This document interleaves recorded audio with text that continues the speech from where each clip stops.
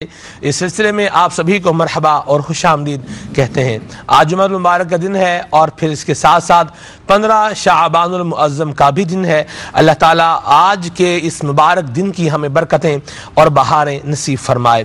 نبی کریم صلی اللہ تعالیٰ علیہ وآلہ وسلم کا فرمان عالی شان ہے کہ جس نے مجھ پر کتاب میں درود پاک لکھا تو جب تک میرا نام اس میں رہے گا فرشتے درود پاک لکھنے والے کے لیے استغفار کرتے رہیں گے۔ صلو علی الحبیب صلی اللہ تعالی علی محمد صلی اللہ تعالی علیہ وسلم، صلاۃ و سلام علیک یا سیدی یا رسول اللہ۔ یہ دور تھا خلیفہ منصور کا، اور اس دور میں حضرت سیدنا امام اعظم امام ابو حنیفہ رحمۃ اللہ تعالی علیہ کو عہدہ قضاء پیش کیا گیا کہ آپ عہدہ قضاء پر فائز ہو جائیں، لیکن امام اعظم رحمۃ اللہ تعالی علیہ نے اس عہدے کو قبول کرنے سے انکار کر دیا۔ آپ نے فرمایا کہ میں یہ عہدہ قبول نہیں کروں گا، اور جب یہ بات اس وقت کے گورنر تک پہنچی تو وہ غیظ و غضب کا شکار ہو گیا، اور اس نے یہ کہا کہ اگر ابو حنیفہ نے عہدہ قضاء کو قبول نہ کیا تو ضرور میں ان کے سر پر کوڑے برساؤں گا۔ اللہ اکبر۔ میرے مدنی چینل کے ناظرین، وہاں جو لوگ موجود تھے انہوں نے جب گورنر کی یہ بات سنی کہ یہ طاقت کے نشے میں بدمست ہو کر ایک زبردست علم کے امام اور تقوی و پرہیزگاری کے عظیم نشان کی ذات بابرکات پر ظلم ڈھانے کے لیے تیار ہو چکا ہے تو لوگ کانپ اٹھے، اور لوگوں کے اندر ایک عجیب سی کیفیت پیدا ہو گئی کہ جب امام اعظم پر یہ ظلم کرے گا تو اس وقت بنے گا کیا۔ اللہ اکبر۔ میرے مدنی چینل کے ناظرین، حضرت سیدنا امام اعظم رحمۃ اللہ تعالی علیہ آپ کو جب خبر پہنچی تو آپ رحمۃ اللہ تعالی علیہ نے جواب ارشاد فرمایا کہ خدا کی قسم میں ہرگز اس عہدہ قضاء کو قبول نہیں کروں گا، گورنر چاہے میرے ساتھ جو بھی کر لے۔ جب حضرت سیدنا امام اعظم رحمۃ اللہ تعالی علیہ کا جواب یہ گورنر تک پہنچا تو اس کے گھمنڈ کی جو ایک عمارت تھی اس پر ایک کلہاڑی کے وار کی طرح یہ حضرت امام اعظم کا قول اور جواب اثر کر گیا۔ گورنر غیظ و غضب میں آ گیا اور اس نے وہاں پر موجود جلادوں کو حکم دیا، اور جلاد چاروں طرف سے حضرت امام اعظم رحمۃ اللہ تعالی علیہ پر ٹوٹ پڑے اور آپ کے مبارک سر پر کوڑے برسانا شروع ہو گئے۔ اللہ اکبر۔ چشم فلک یہ ظلم و بربریت کا انداز اور طریقہ کار دیکھ رہی تھی۔ میرے مدنی چینل کے ناظرین، حضرت امام اعظم رحمۃ اللہ تعالی علیہ پر ایسا ظلم ڈھایا گیا کہ آپ کا چہرہ مبارکہ سوج گیا، اور آپ رحمۃ اللہ تعالی علیہ کو جب دوبارہ جیل کی طرف لے جایا گیا تو آپ علیہ رحمہ کی آنکھوں سے آنسو جاری تھے۔ تو آپ سے کسی نے دریافت کیا، آپ سے کسی نے پوچھا کہ حضور آپ تو علم کے ایسے امام ہیں اور آپ رو رہے ہیں؟ تو آپ رحمۃ اللہ تعالی علیہ نے ارشاد فرمایا، مجھے اس مار کی پرواہ نہیں ہے، اس گورنر نے جو میرے اوپر ظلم ڈھایا ہے اس کی پرواہ نہیں ہے، کوڑے پڑنے کی پرواہ نہیں ہے، یہ جو آنسو آ رہے ہیں ان آنسوؤں کی وجہ ارشاد فرماتے ہوئے فرمایا، مجھے تو اپنی ماں کی فکر ہے، جب میری ماں نے میرا یہ حال دیکھا ہوگا تو میری ماں پر کیا بیتا، کیسی کیفیت بیتی ہوگی، میری ماں کا اس وقت کیا حال ہوا ہوگا۔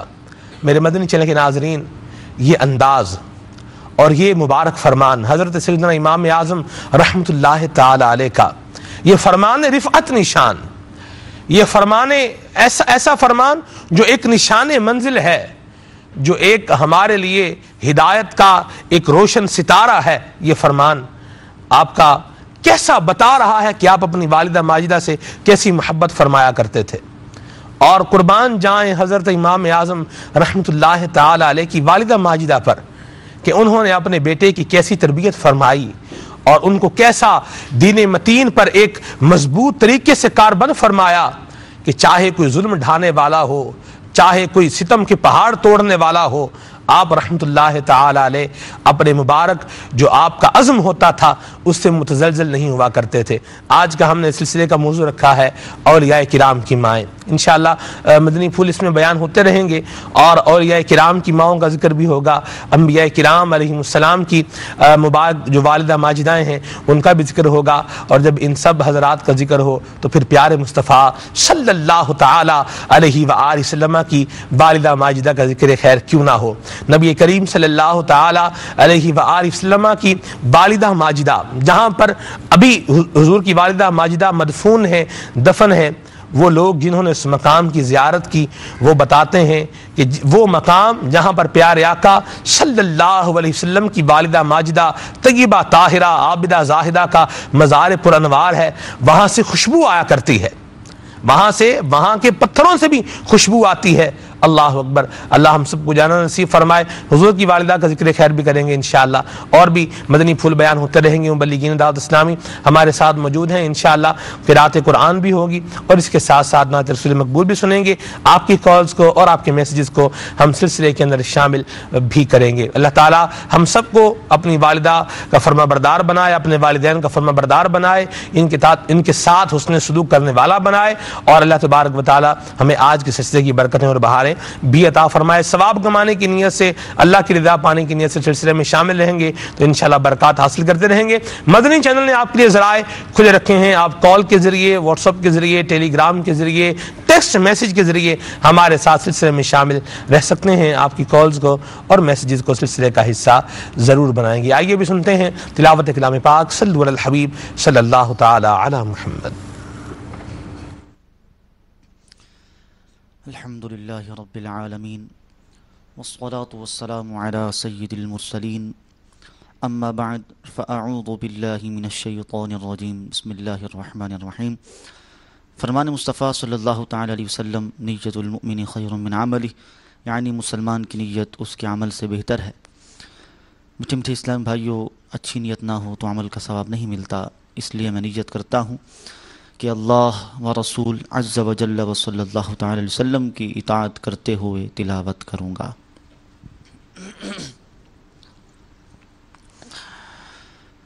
اعوذ باللہ من الشیطان الرجیم،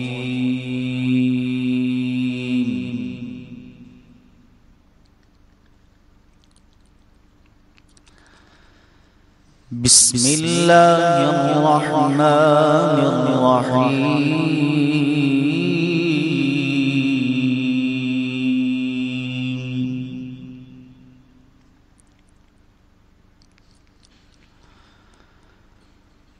وَلِمَنْ خَافَ مَقَامَ رَبِّهِ جَنَّتَانِ،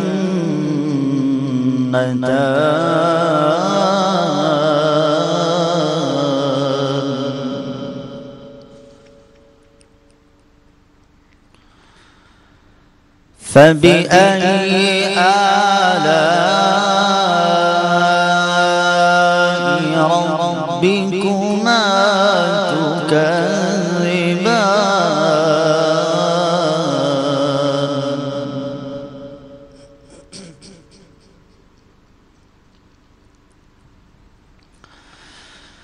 ذَوَاتَا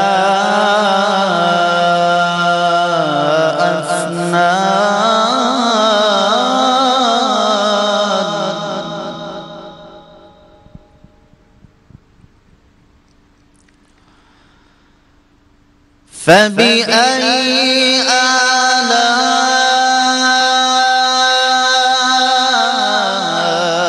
ربكما تكذبان،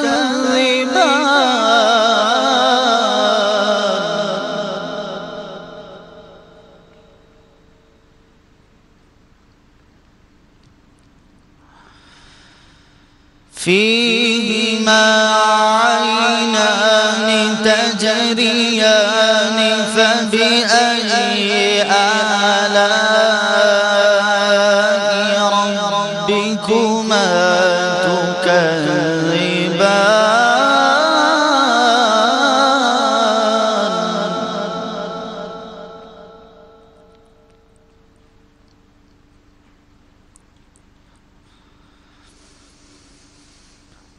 فيهما من كل فاكهة وزوجان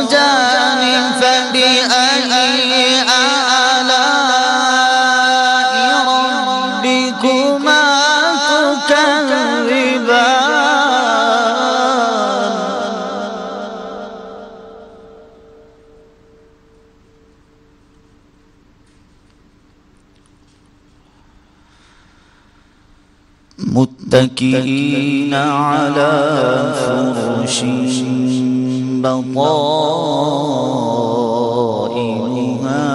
मिन इस्तबरक़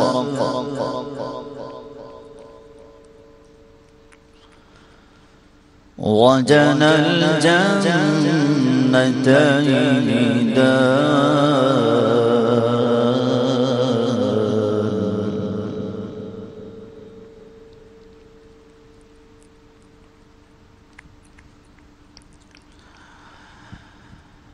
فبأي آلاء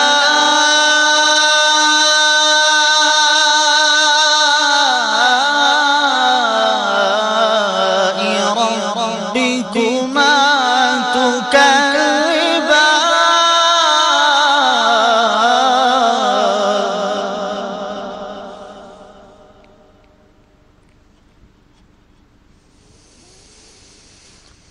فيهن قاصرات الطرف لم يطمثهن إنس قبلهم ولا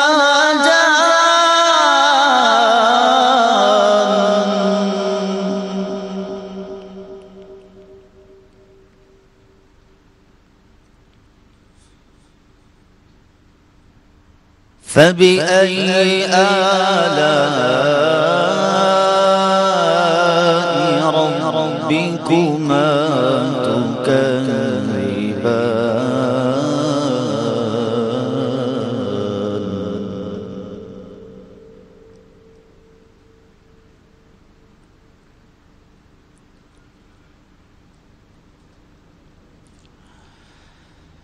كأنهن الياقوت والمرجان فبأي آلاء ربكما تكذبان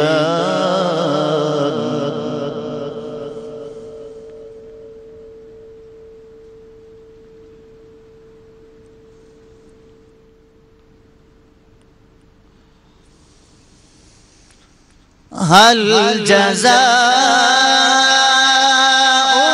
الإحسان إلا الإحسان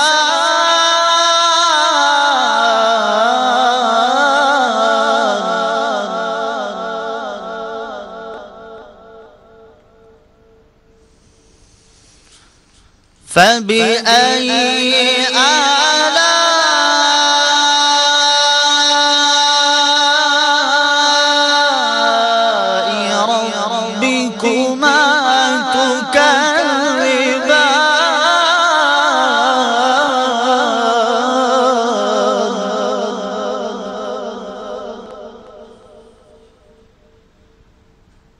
هل جزاء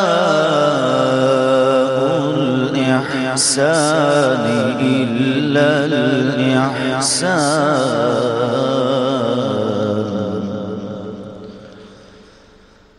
فبأي آلاء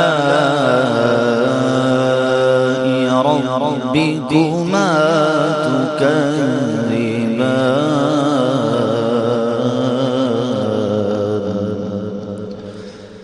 آمنت بالله صدق الله العظيم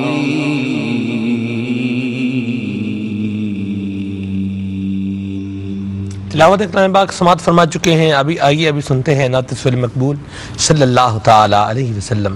सल्लु अलल हबीब सल्लल्लाहु ताला अला मुहम्मद सल्लल्लाहु ताला अलैहि वसल्लम। सल्ले अला नबीना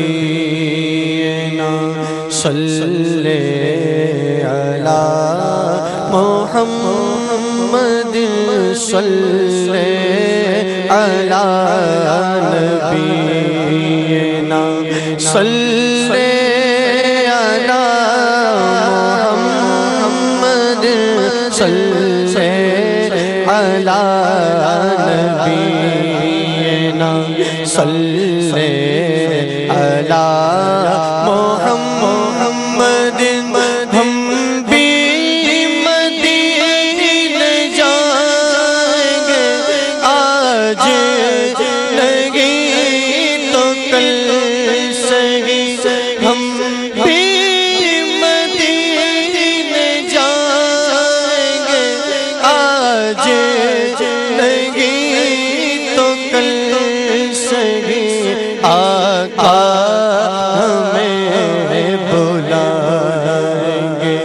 آقا ہمیں بلائیں گے، آج نہیں تو کل سے ہی صلی علی نبینا، صلی علی محمد، صلی علی نبینا، صلی علی محمد صلی اللہ علیہ وسلم وسلم وسلم وسلم۔ عاصیوں کو در تمہارا مل گیا،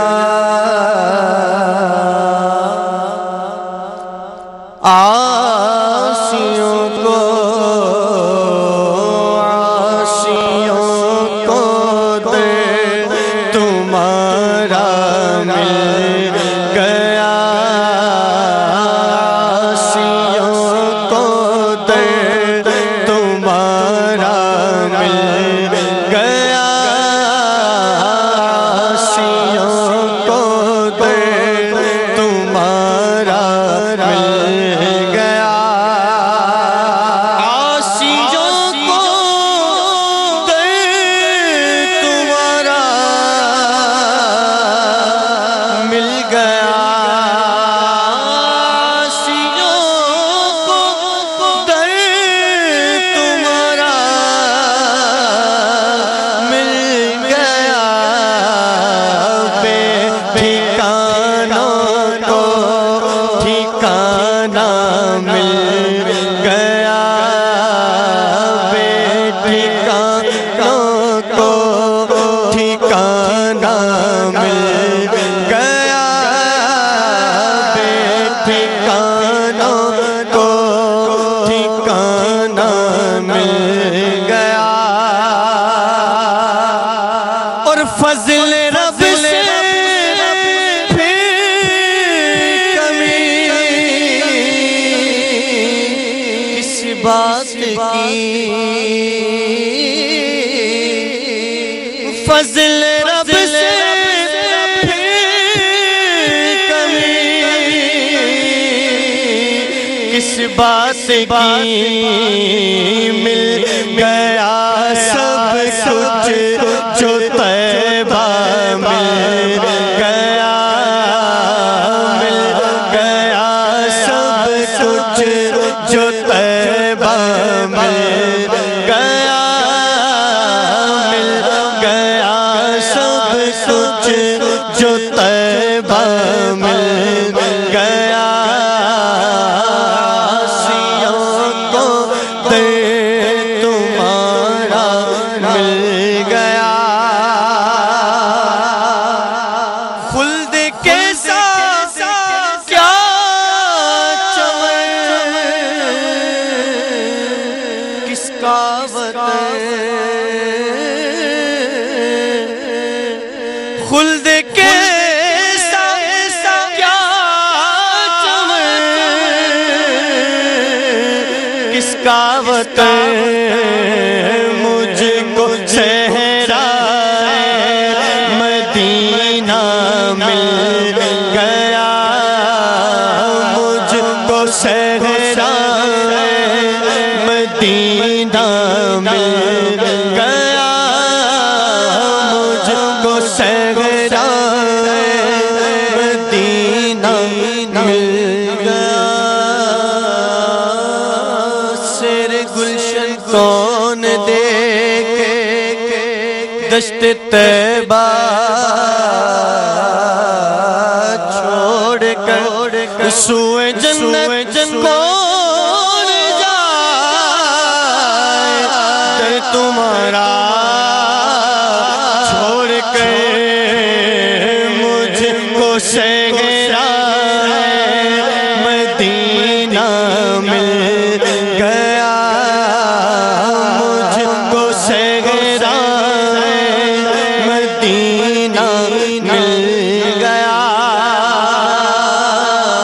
تیرے در کے ٹکڑے ہیں اور میں غریب تیرے در کے ٹکڑے، تیرے در کے ٹکڑے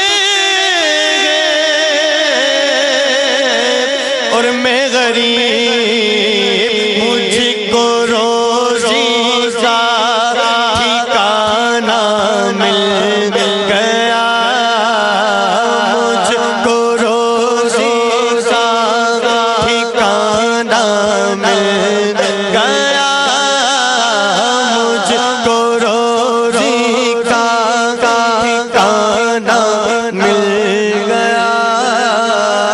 جھولیاں کھول کے جھولیاں کھول کے بے سمجھے نہیں توڑا ہے، ہمیں معلوم ہے کہ دولت تیری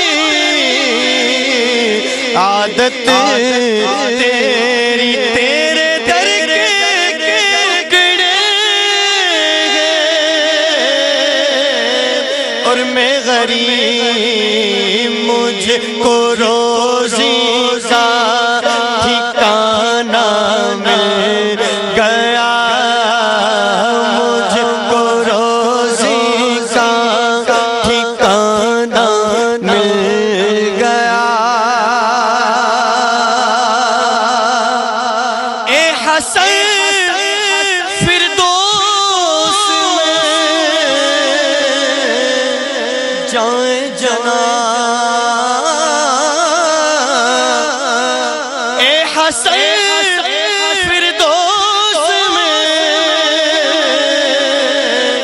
جائیں جناب، ہم کو صحرا مدینہ مل گیا، ہم کو صحرا مدینہ مل گیا، ہم کو صحرا مدینہ مل گیا،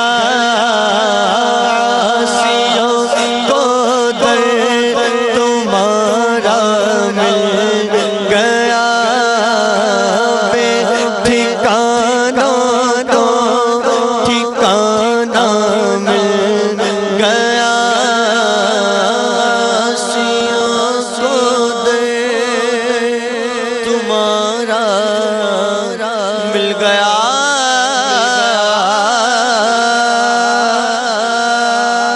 سبحان اللہ۔ اللہ تعالیٰ نبی کریم صلی اللہ تعالیٰ علیہ وآلہ وسلم کے صدقے سے ہم سب کا دنیا و آخرت میں بیڑا پار فرمائے، اور اللہ تعالیٰ حضور کی شفاعت کے صدقے میں ہم سب کو بلا حساب جنت میں داخلہ نصیب فرمائے۔ آج کا موضوع ہے اولیاء اللہ کی مائیں۔ اس میں انشاءاللہ مختلف جہات سے گفتگو جاری رہے گی، اور مدنی اسلامی بھائیوں کے مدنی پھول بھی ہوں گے انشاءاللہ۔ تو الایمن فالایمن، سیدھے ہاتھ سے انشاءاللہ ابتدا کرتے ہیں، تو پھر یہ چکر پورا ہوگا، اور ظاہر سی بات ہے مدنی پھول بھی انشاءاللہ جاری و ساری رہیں گی، آپ کی کالز کو بھی لیں گے۔ جی حضور، ابتدا کس طرح سے؟ بسم اللہ الرحمن الرحیم۔ سلمان بھی دیکھیں، ہماری اس دنیا کے اندر مختلف قسم کے لوگ ہیں، اور مختلف ان کے درجات ہیں، مختلف مراتب ہیں، کوئی کتنی ترقی کرتا ہے، کوئی کتنی ترقی کرتا ہے۔ اگر ان سب کے پیچھے دیکھا جائے نا، تو پیچھے ایک ان کا بیک گراؤنڈ ہے، کچھ تربیت ہے، کہ جس تربیت کی بنیاد پر وہ آج اس مقام کو پہنچے ہوئے ہیں۔ جس کی تربیت اچھی ہے تو اس اعتبار سے وہ آگے بڑھ گیا۔ اب اگر اچھی ہے تربیت تو وہ اچھی مرتبے پر ہے، اگر اچھی تربیت نہیں ہے تو وہ اچھی مرتبے پر نہیں ہے۔ اب یہ تربیت کرنے والے جو لوگ ہوتے ہیں وہ بھی مختلف قسم کے ہیں۔ اب وہ استاد بھی ہو سکتا ہے، وہ کوئی دوست بھی ہو سکتا ہے، وہ مختلف افراد ہو سکتے ہیں، لیکن جو بنیادی طور پر تربیت کا جو مرکز ہے، یا جس کو تربیت کا مبدا کہا جائے، تو وہ ماں کی ذات ہے۔ صحیح۔ اس لیے کہ یہ ایک ایسی ہستی ہے کہ جس ہستی نے اس بچے کو ابتدا سے ہی لیا ہے، اور ابتدا سے ہی وہ اس کو لے کر وہ آگے بڑھ رہی ہے۔ وہ اس کی تربیت کے اندر اپنی طرف سے کسی قسم کی کوئی کوتاہی کرنے کو تیار نہیں ہے۔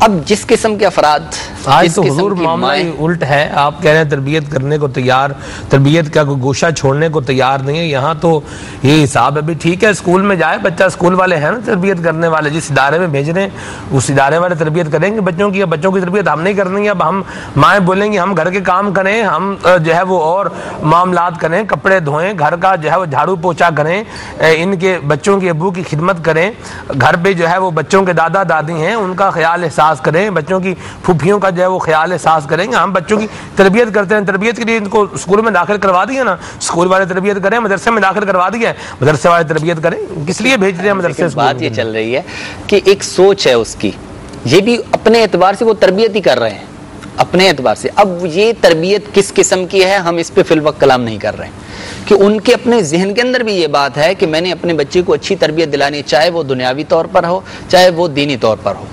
تو اصل اس کا جو ایک منشا ہوتا ہے ماں کا ذہن کے اندر جو ایک سوچ ہے وہ ہے کہ میں بچے کی اچھی تربیت کروں.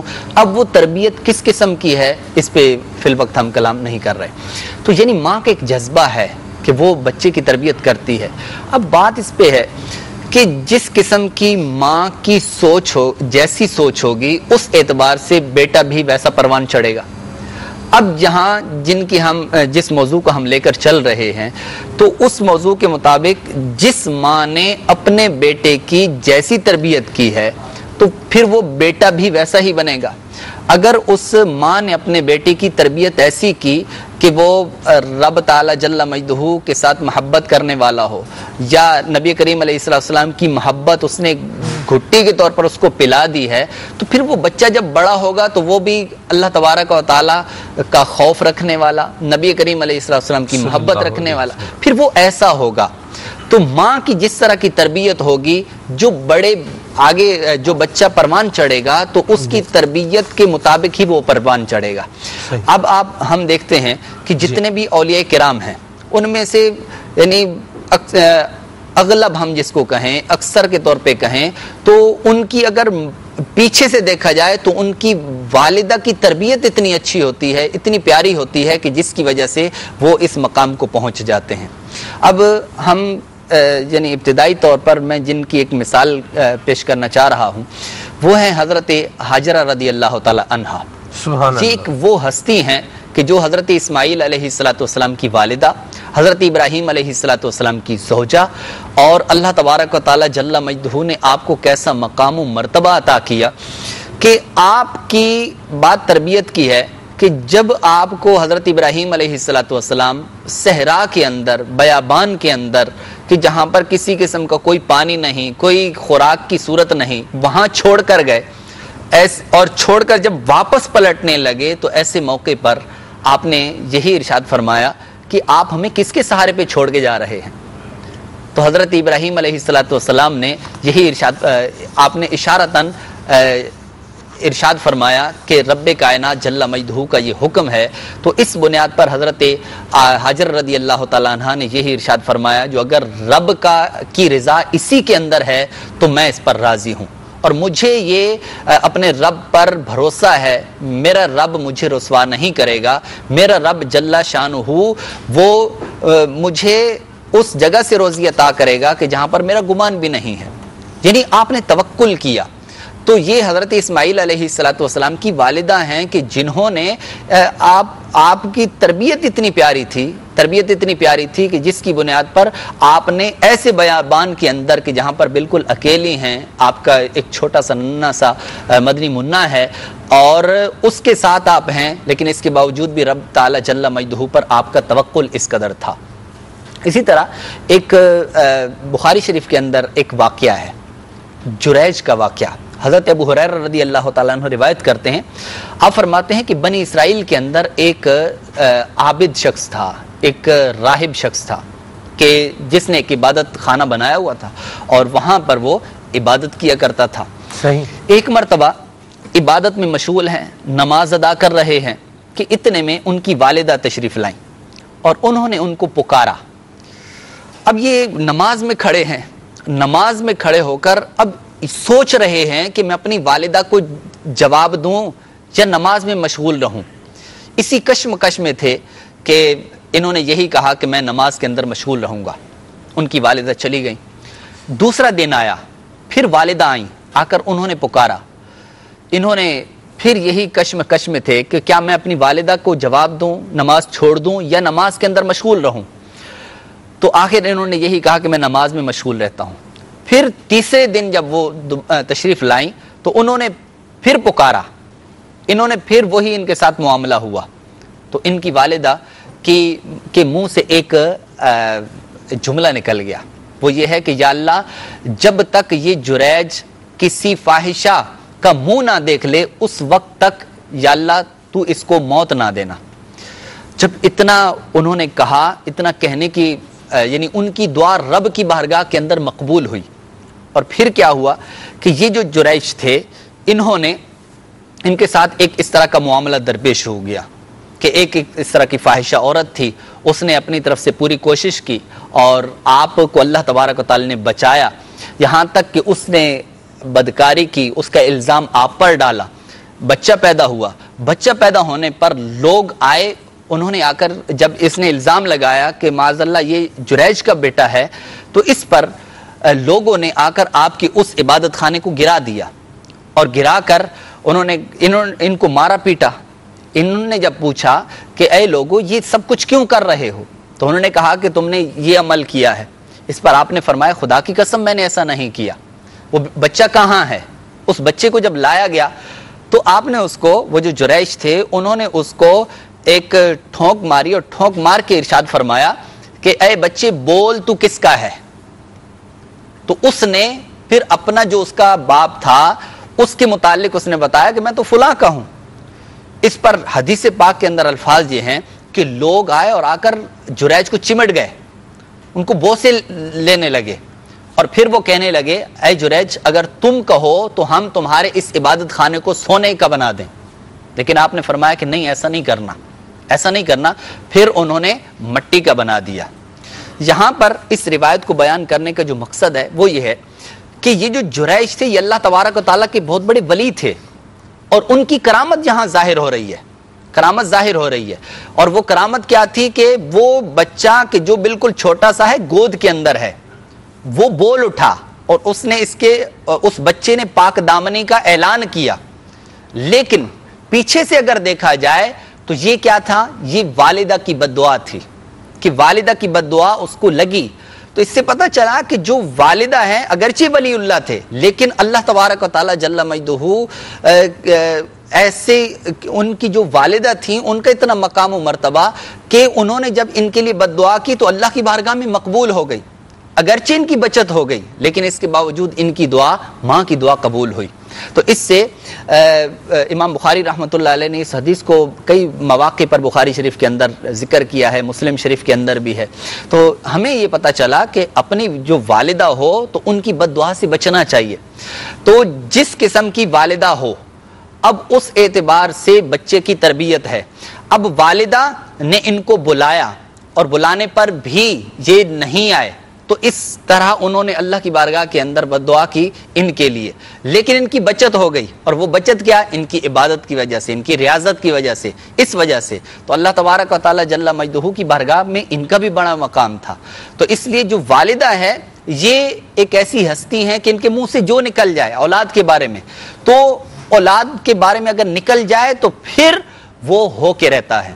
تو اس لیے ہماری والدہ جو ہوتی ہیں, مائیں جو ہوتی ہیں, ان کو بھی چاہیے کہ اپنے بچے کے بارے میں اس طرح کی بد دعائیں نہ کیا کریں. بعض اور وہ جناب تھوڑی سی کچھ بچے نے نافرمانی کر دی تو ان کے بارے میں اس طرح کی باتیں کر دی جاتی ہیں, ان کے لیے بد دعائیں کر دی جاتی ہیں. تو پھر کہیں ایسا نہ ہو کہ وہ بد دعا لگ جائے, کل کو یہی رو رہی ہو, تو کہیں ایسا نہ ہو. تو اس لیے ماں ایک ایسی ہستی ہے کہ جو پہلی تربیت گاہ ہے, جو تربیت کا مبدا ہے. یہاں جس طرح کی تربیت ہوگی وہ آگے چل کر وہی بچہ تربیت پائے گا. اچھی تربیت ہے تو بیٹا بھی اچھا بنے گا, اگر تربیت اچھی نہیں ہے تو بیٹا اچھا نہیں بنے گا. آج ہم موجودہ دور کے اندر ہم جتنی بھی اس طرح کی چیزیں دیکھ رہے ہیں اس کے اندر ہمارے سامنے یہی چیز آتی ہے کہ تربیت کیسی ہے. ماں نے اچھی تربیت کی ہے یا ماں گھر سے باہر گیا, تربیت جس قسم کی ہے اس لحاظ سے اب وہ بیٹا سامنے آ رہا ہے. اولیاء کرام کی والدہ اور ان کی اولیاء کرام کی ماؤں کا اگر ہم انداز پڑھیں گے کس طرح سے اپنی اولاد کی تربیت فرمایا کرتی تھیں, تو یہ انداز پڑھنے سے میرے مدنی چینل کے ناظرین ہمارے لیے بھی ایک درس ملتا ہے, سبق ملتا ہے. آگے چل کے انشاءاللہ میں بیان کروں گا, لیکن شہزاد بھائی نے جو مدنی پھول دیے ہیں ان کے کنکلوژن اگر کر لیں, اس کو اگر ہم اس کا نچوڑ نکالیں تو یہی نکلے گا کہ ماں کو چاہیے کہ اپنی اولاد کی اچھی تربیت کرے اور اولاد کو کوسنے نہ دے, اس کو بد دعائیں نہ دے, اور اولاد کو بھی چاہیے کہ ایسے کام نہ کرے جن کی بنا پر ماں بد دعائیں دینے لگ جائے. ایسے کام نہ کرے, ایسا انداز نہ اپنائے, ایسا رویہ نہ اپنائے کہ ماں اور باپ یا ماں اور باپ دونوں یہ بد دعائیں دینے پر مجبور ہو جائیں. بڑی ایک عجیب سی بات ہے قبلہ حافظ صاحب, میں ابھی ان دنوں جو ہے وہ گھر پہ رہ کے آیا ہوں کچھ دن, تو وہاں کسی نے یہ کہا ہمارے گھر پر کہ ایک باپ تھا وہ اپنی اولاد کو بد دعائیں دیا کرتا تھا, اور وہ قرآن کریم آگے رکھ کر, سامنے رکھ کر اپنی اولاد کو جو ہے بد دعائیں دیتا تھا. تو اب جو ہے وہ باپ کا انتقال ہو گیا, باپ فوت ہو گیا, تو اب وہ پوچھ رہے تھے کہ اس کا کفارہ کیا ہے, اس کا کفارہ کیا ہو سکتا ہے. تو میں نے تو اس کو بہرحال جو جواب دینا تھا ان کو وہ جواب دیا ہے, لیکن یہ جو انداز ہے کچھ اس پر بھی مدنی پھول عطا فرمائیں. یہ واقعی بڑا الارمنگ انداز ہے اور بہت ہی پریشان کن بھی ہے کہ باپ بد دعائیں دے رہا ہے. ایک تو باپ ہے, ویسے باپ ہے, بوڑھا ہے اور پریشانی کے عالم میں ہے, بیماری میں ہے, ایک تو یہ مسئلہ ہے, پھر اوپر سے بد دعائیں دے رہا ہے اور پھر قرآن کریم سامنے رکھ کے بد دعائیں دے رہا ہے. تو یہ آخر نوبت یہاں تک پہنچی کیوں؟ جی بالکل, اس بات پر بھی غور کرنا چاہیے کہ اگر ایک شخص والد جس کے منہ سے اپنی اولاد کے لیے دعائیں, سکھ چین کی باتیں ہی نکلا کرتی ہیں, اور والدین عام طور پر ایسا ہی ہوتا ہے کہ والدین اپنی اولاد کو چین کی حالت میں, سکون کی حالت میں دیکھنا چاہتے ہیں, اور اسی کے لیے وہ اللہ تبارک تعالیٰ کی بارگاہ میں دعائیں بھی کرتے رہتے ہیں. اگر کوئی شخص اس نہج پر پہنچ گیا ہے, اسٹیج پر پہنچ گیا ہے کہ وہ اپنی اولاد کے لیے بد دعائیں کر رہا ہے, تو اب دیکھنا یہ ہے کہ کیا اولاد کی طرف سے کوئی ایسا رویہ تو نہیں سامنے آیا, انہوں نے اپنے والد کو, اپنی والدہ پر ایسا ظلم و ستم ڈھایا ہو, ان کی ایسی حق تلفی کی ہو, ایسا جو ہے ان کے ساتھ انداز اور رویہ اختیار کیا ہو, احساس کمتری کا انہیں احساس دلا دیا ہو, یا اور طرح کا ظلم و ستم کیا ہو. اب بیچارہ مجبور ہو کر, تنگ آ کر وہ اس نہج کو, اس سٹیج کو پہنچ چکا ہے کہ اپنی اولاد کے لیے بجائے دعاؤں کے بد دعائیں کر رہا ہے. تو اس کے اندر یقیناً ظاہر سی بات ہے, جب ساری کی ساری جو ہے وہ گفتگو کا پتہ نہیں ہے کہ یہ انداز ہوا کیسے, تو اس کے اندر اس بات کا بھی احتمال ہے کہیں ایسا نہ ہو کہ اولاد کی جانب سے والدین کی حقوق تلفی کی گئی ہو, ان کے ساتھ ظلم و زیادتی کیا گیا ہو, اور اب والد نے یہ رویہ اختیار کیا ہو. تو اولاد کو بھی چاہیے کہ اپنے والدین کی عزت, احترام, تعظیم اور توقیر کریں, ان کی جو ضروریات ہیں اس کا بھی خیال رکھیں, اور کسی بھی انداز میں والدین کے ساتھ نافرمانی والا معاملہ نہ کریں جب تک کہ شریعت جو ہے اس سے منع نہ کرتی ہو. اور والدین کو بھی یہ چاہیے کہ اگرچہ وہ اولاد نافرمان ہو, پھر بھی والدین کو چاہیے کہ اپنی اولاد کے ساتھ جو ہے وہ بھلائی ہی کریں. یقیناً والدین جتنی محبت اپنی اولاد سے کرتے ہیں کوئی اور نہیں کرتا. تو اس اعتبار سے والدین کی بھی یہ ذمہ داری بنتی ہے. اور پھر احادیث مبارکہ میں نبی پاک صلی اللہ تعالیٰ علیہ وآلہ وسلم نے جو تعلیمات ارشاد فرمائی ہیں یہ اس کے بھی خلاف ہے. اور یقیناً ایسا ہو سکتا ہے والدہ نے اپنی اولاد کو بد دعا دی یا والد نے بد دعا دی, اور بعد میں پھر اس پر ندامت ہو, انہیں بعد میں احساس ہو, اب کوئی ایسی بات کہہ دی جس کی وجہ سے اللہ تبارک تعالیٰ کی بارگاہ میں وہ بد دعا, وہ جو اس کا مطالبہ تھا وہ پورا ہو گیا, اور اب اولاد جو ہے وہ ساری زندگی کے لیے معذور ہو گئی. اب اس کو احساس ہوا کہ اوہ میں نے کیا کہہ دیا تھا, اور وہ وقت جو تھا وہ قبولیت کا وقت تھا, اللہ تبارک تعالیٰ کی بارگاہ میں وہ اس کا مطالبہ پورا ہوا, اولاد ساری عمر کے لیے معذور ہو گئی. اب والد بھی رو رہا ہے اور اولاد بھی رو رہی ہے, والدہ بھی آنسو بہا رہی ہے اور اولاد بھی آنسو بہا رہی ہے, لیکن اب اس کا جو ہے وہ مداوع نہیں ہو سکتا, جو معاملہ ہونا تھا وہ ہو گیا. اس لیے ہمیشہ اللہ تبارک تعالیٰ کے جو نیک بندے ہیں, جو اولیاء کرام ہیں, ان کا انداز یہ ہوا کرتا تھا کہ وہ اپنی اولاد کے ساتھ حسن سلوک، ان کی خیر خواہی چاہنا، بھلائی چاہنا. اگر اولاد کے اندر کوئی خامی، کوئی کوتاہی موجود بھی ہے تو اس کو سنوارنے کا، اس کو دور کرنے کا اسلام نے طریقہ بتایا ہمیں. ہمیں یہ چاہیے کہ ہم علماء سے، اللہ تبارک تعالیٰ کے جو نیک بندے ہیں ان سے ہم رابطہ کریں کہ اولاد اگر نافرمان ہے تو مجھے اس کے لیے کیا کرنا ہے. پہلی بات تو یہ ہے کہ اولاد نافرمان ہے، اس کے اسباب کیا ہیں. اگر ابتدا ہی سے والدین یہ ذہن بنا لے کہ ہمیں اپنی اولاد کی ایسی تربیت کرنی ہے، اسے ایسا بنانا ہے، تو پھر وہ اس کو ویسا بنانے میں کامیاب اور کامران ہو جائیں گے. اللہ تبارک تعالیٰ کے جو نیک بندے ہیں ان کی اگر والدائیں، ان کی جو والدین ہیں، اگر ہم ان کی سیرت طیبہ کا مطالعہ کریں ہمیں پتہ چلتا ہے کہ وہ ابتدا ہی سے دنیا میں آتے ہی، بلکہ دنیا میں آنے سے پہلے بھی اس بات کا اہتمام کیا کرتے تھے کہ ہماری اولاد، ان کا مطمع نظر یہ ہوا کرتا تھا ایسی ہونی چاہیے، ایسی ہونی چاہیے. حضرت سیدنا عبداللہ یافعی رحمۃ اللہ تعالی علیہ آپ روض الریاحین میں ایک واقعہ نقل فرماتے ہیں انتہائی ایمان افروز کہ جب والدہ ایسی ہو، زہد و تقوی کی پیکر، اللہ تبارک تعالیٰ کی بارگاہ میں اس کا مقام و مرتبہ ہو، تو پھر اولاد بھی ویسی ہی زہد و تقوی کی پیکر ہوا کرتی ہے. حضرت سیدنا سری سکتی رحمۃ اللہ تعالی علیہ کے پاس ایک نوجوان، ایک بچہ تھا، وہ پڑھنے کے لیے آیا کرتا تھا. اس کی والدہ بڑی نیک عورت تھی، نیک خاتون تھی. ایک بار آپ نے اس سے فرمایا، ایک پن چکی تھی، آپ نے اس کے پاس کسی کام کے لیے بھیجا. اس کو پانی تھا کافی سارا، وہ جو لڑکا تھا اس کے قریب گیا، پاؤں پھسلا اور گر کر فوت ہو گیا، مر گیا، اس میں ڈوب گیا. حضرت سیدنا سری سکتی رضی اللہ تعالیٰ عنہ کو اس کا بڑا افسوس ہوا، بڑا دکھ ہوا. آپ وہ جو اس کی بوڑھی ماں تھی اس کے پاس گئے اور اسے جا کر صبر کی تلقین کی. یعنی صبر بڑی اچھی چیز ہے، اللہ تبارک تعالیٰ کی بارگاہ میں ہمیں صبر کرنا چاہیے. کوئی مصیبت آئے، کوئی پریشانی آئے تو اس نے باتوں سے اندازہ لگایا، اس کی والدہ نے، بوڑھی والدہ نے، کہ کوئی معاملہ ہو گیا شاید. تو اس نے کہا کہ آپ مجھے یہ کیوں تلقین کر رہے ہیں صبر کی. حضرت سری سکتی رحمۃ اللہ تعالیٰ نے ارشاد فرمایا بات یہ ہے کہ تمہارا بیٹا جو ہے وہ پانی میں ڈوب کے فوت ہو گیا ہے. اس نے کہا کہ ایسا نہیں ہو سکتا، ایسا نہیں ہو سکتا. حضرت سری سکتی رحمۃ اللہ تعالی سے عرض کی، اس نے کہا جہاں میرا بیٹا ڈوبا مجھے وہاں لے کر چلیں. اب والدہ ایسی زہد و تقوی کی پیکر، رب کی بارگاہ میں ایسا مقام و مرتبہ. حضرت سری سکتی رحمۃ اللہ تعالی فرماتے میں اسے وہاں اس جگہ پر لے کر آیا جہاں اس کا بیٹا ڈوبا تھا. اس نے وہاں اس کے کنارے کھڑے ہو کر، اس کا نام تھا محمد، اس نے کہا اے میرے بیٹے محمد. جیسے ہی اس نے صدا لگائی، ادھر سے وہ نوجوان، وہ بچہ جو فوت ہو چکا تھا ڈوب کر، اس نے فوراً آواز دی کہ امی جان میں حاضر ہوں. اور فرماتے ہیں اسی وقت اس کی والدہ پانی میں اتری اور اس نے اپنے بیٹے کا ہاتھ پکڑا اور باہر لے کر آ گئی. حضرت سری سکتی رحمۃ اللہ تعالی حیران ہو گئے. آپ ارشاد فرماتے ہیں، اور پھر اس پر لکھا بزرگان دین نے، فرماتے ہیں کہ جب والدہ ایسی زہد و تقوی کی پیکر ہو، رب کی بارگاہ میں اس کا ایسا مقام و مرتبہ ہو کہ اللہ تبارک تعالیٰ اس کے مطالبے کو رد نہیں فرماتا، تو پھر اس کی اولاد کیسی ہوگی. تو اس لیے اولاد کو بہتر بنانے کے لیے والدہ کی بھی کچھ ذمہ داری ہے کہ وہ اپنے آپ کو زہد و تقوی کا پیکر بنائے. سیدہ فاطمہ الزہرا، سیدہ عائشہ صدیقہ رضی اللہ تعالی عنہ کے نقش قدم پر چلنے والی ہوگی تو پھر اولاد بھی غوث اعظم رضی اللہ تعالی عنہ جیسی ہوگی. واہ واہ، سبحان اللہ، سبحان اللہ، سبحان اللہ. جی حضور. بسم اللہ الرحمن الرحیم. سلمان بھائی، پہلے تو جو موضوع ہم نے ماشاءاللہ اولیاء کرام کی مائیں، جب پہلی مرتبہ میں نے اس موضوع کو سنا تو ایک اچھوتا، ایک بالکل منفرد موضوع نظر آیا.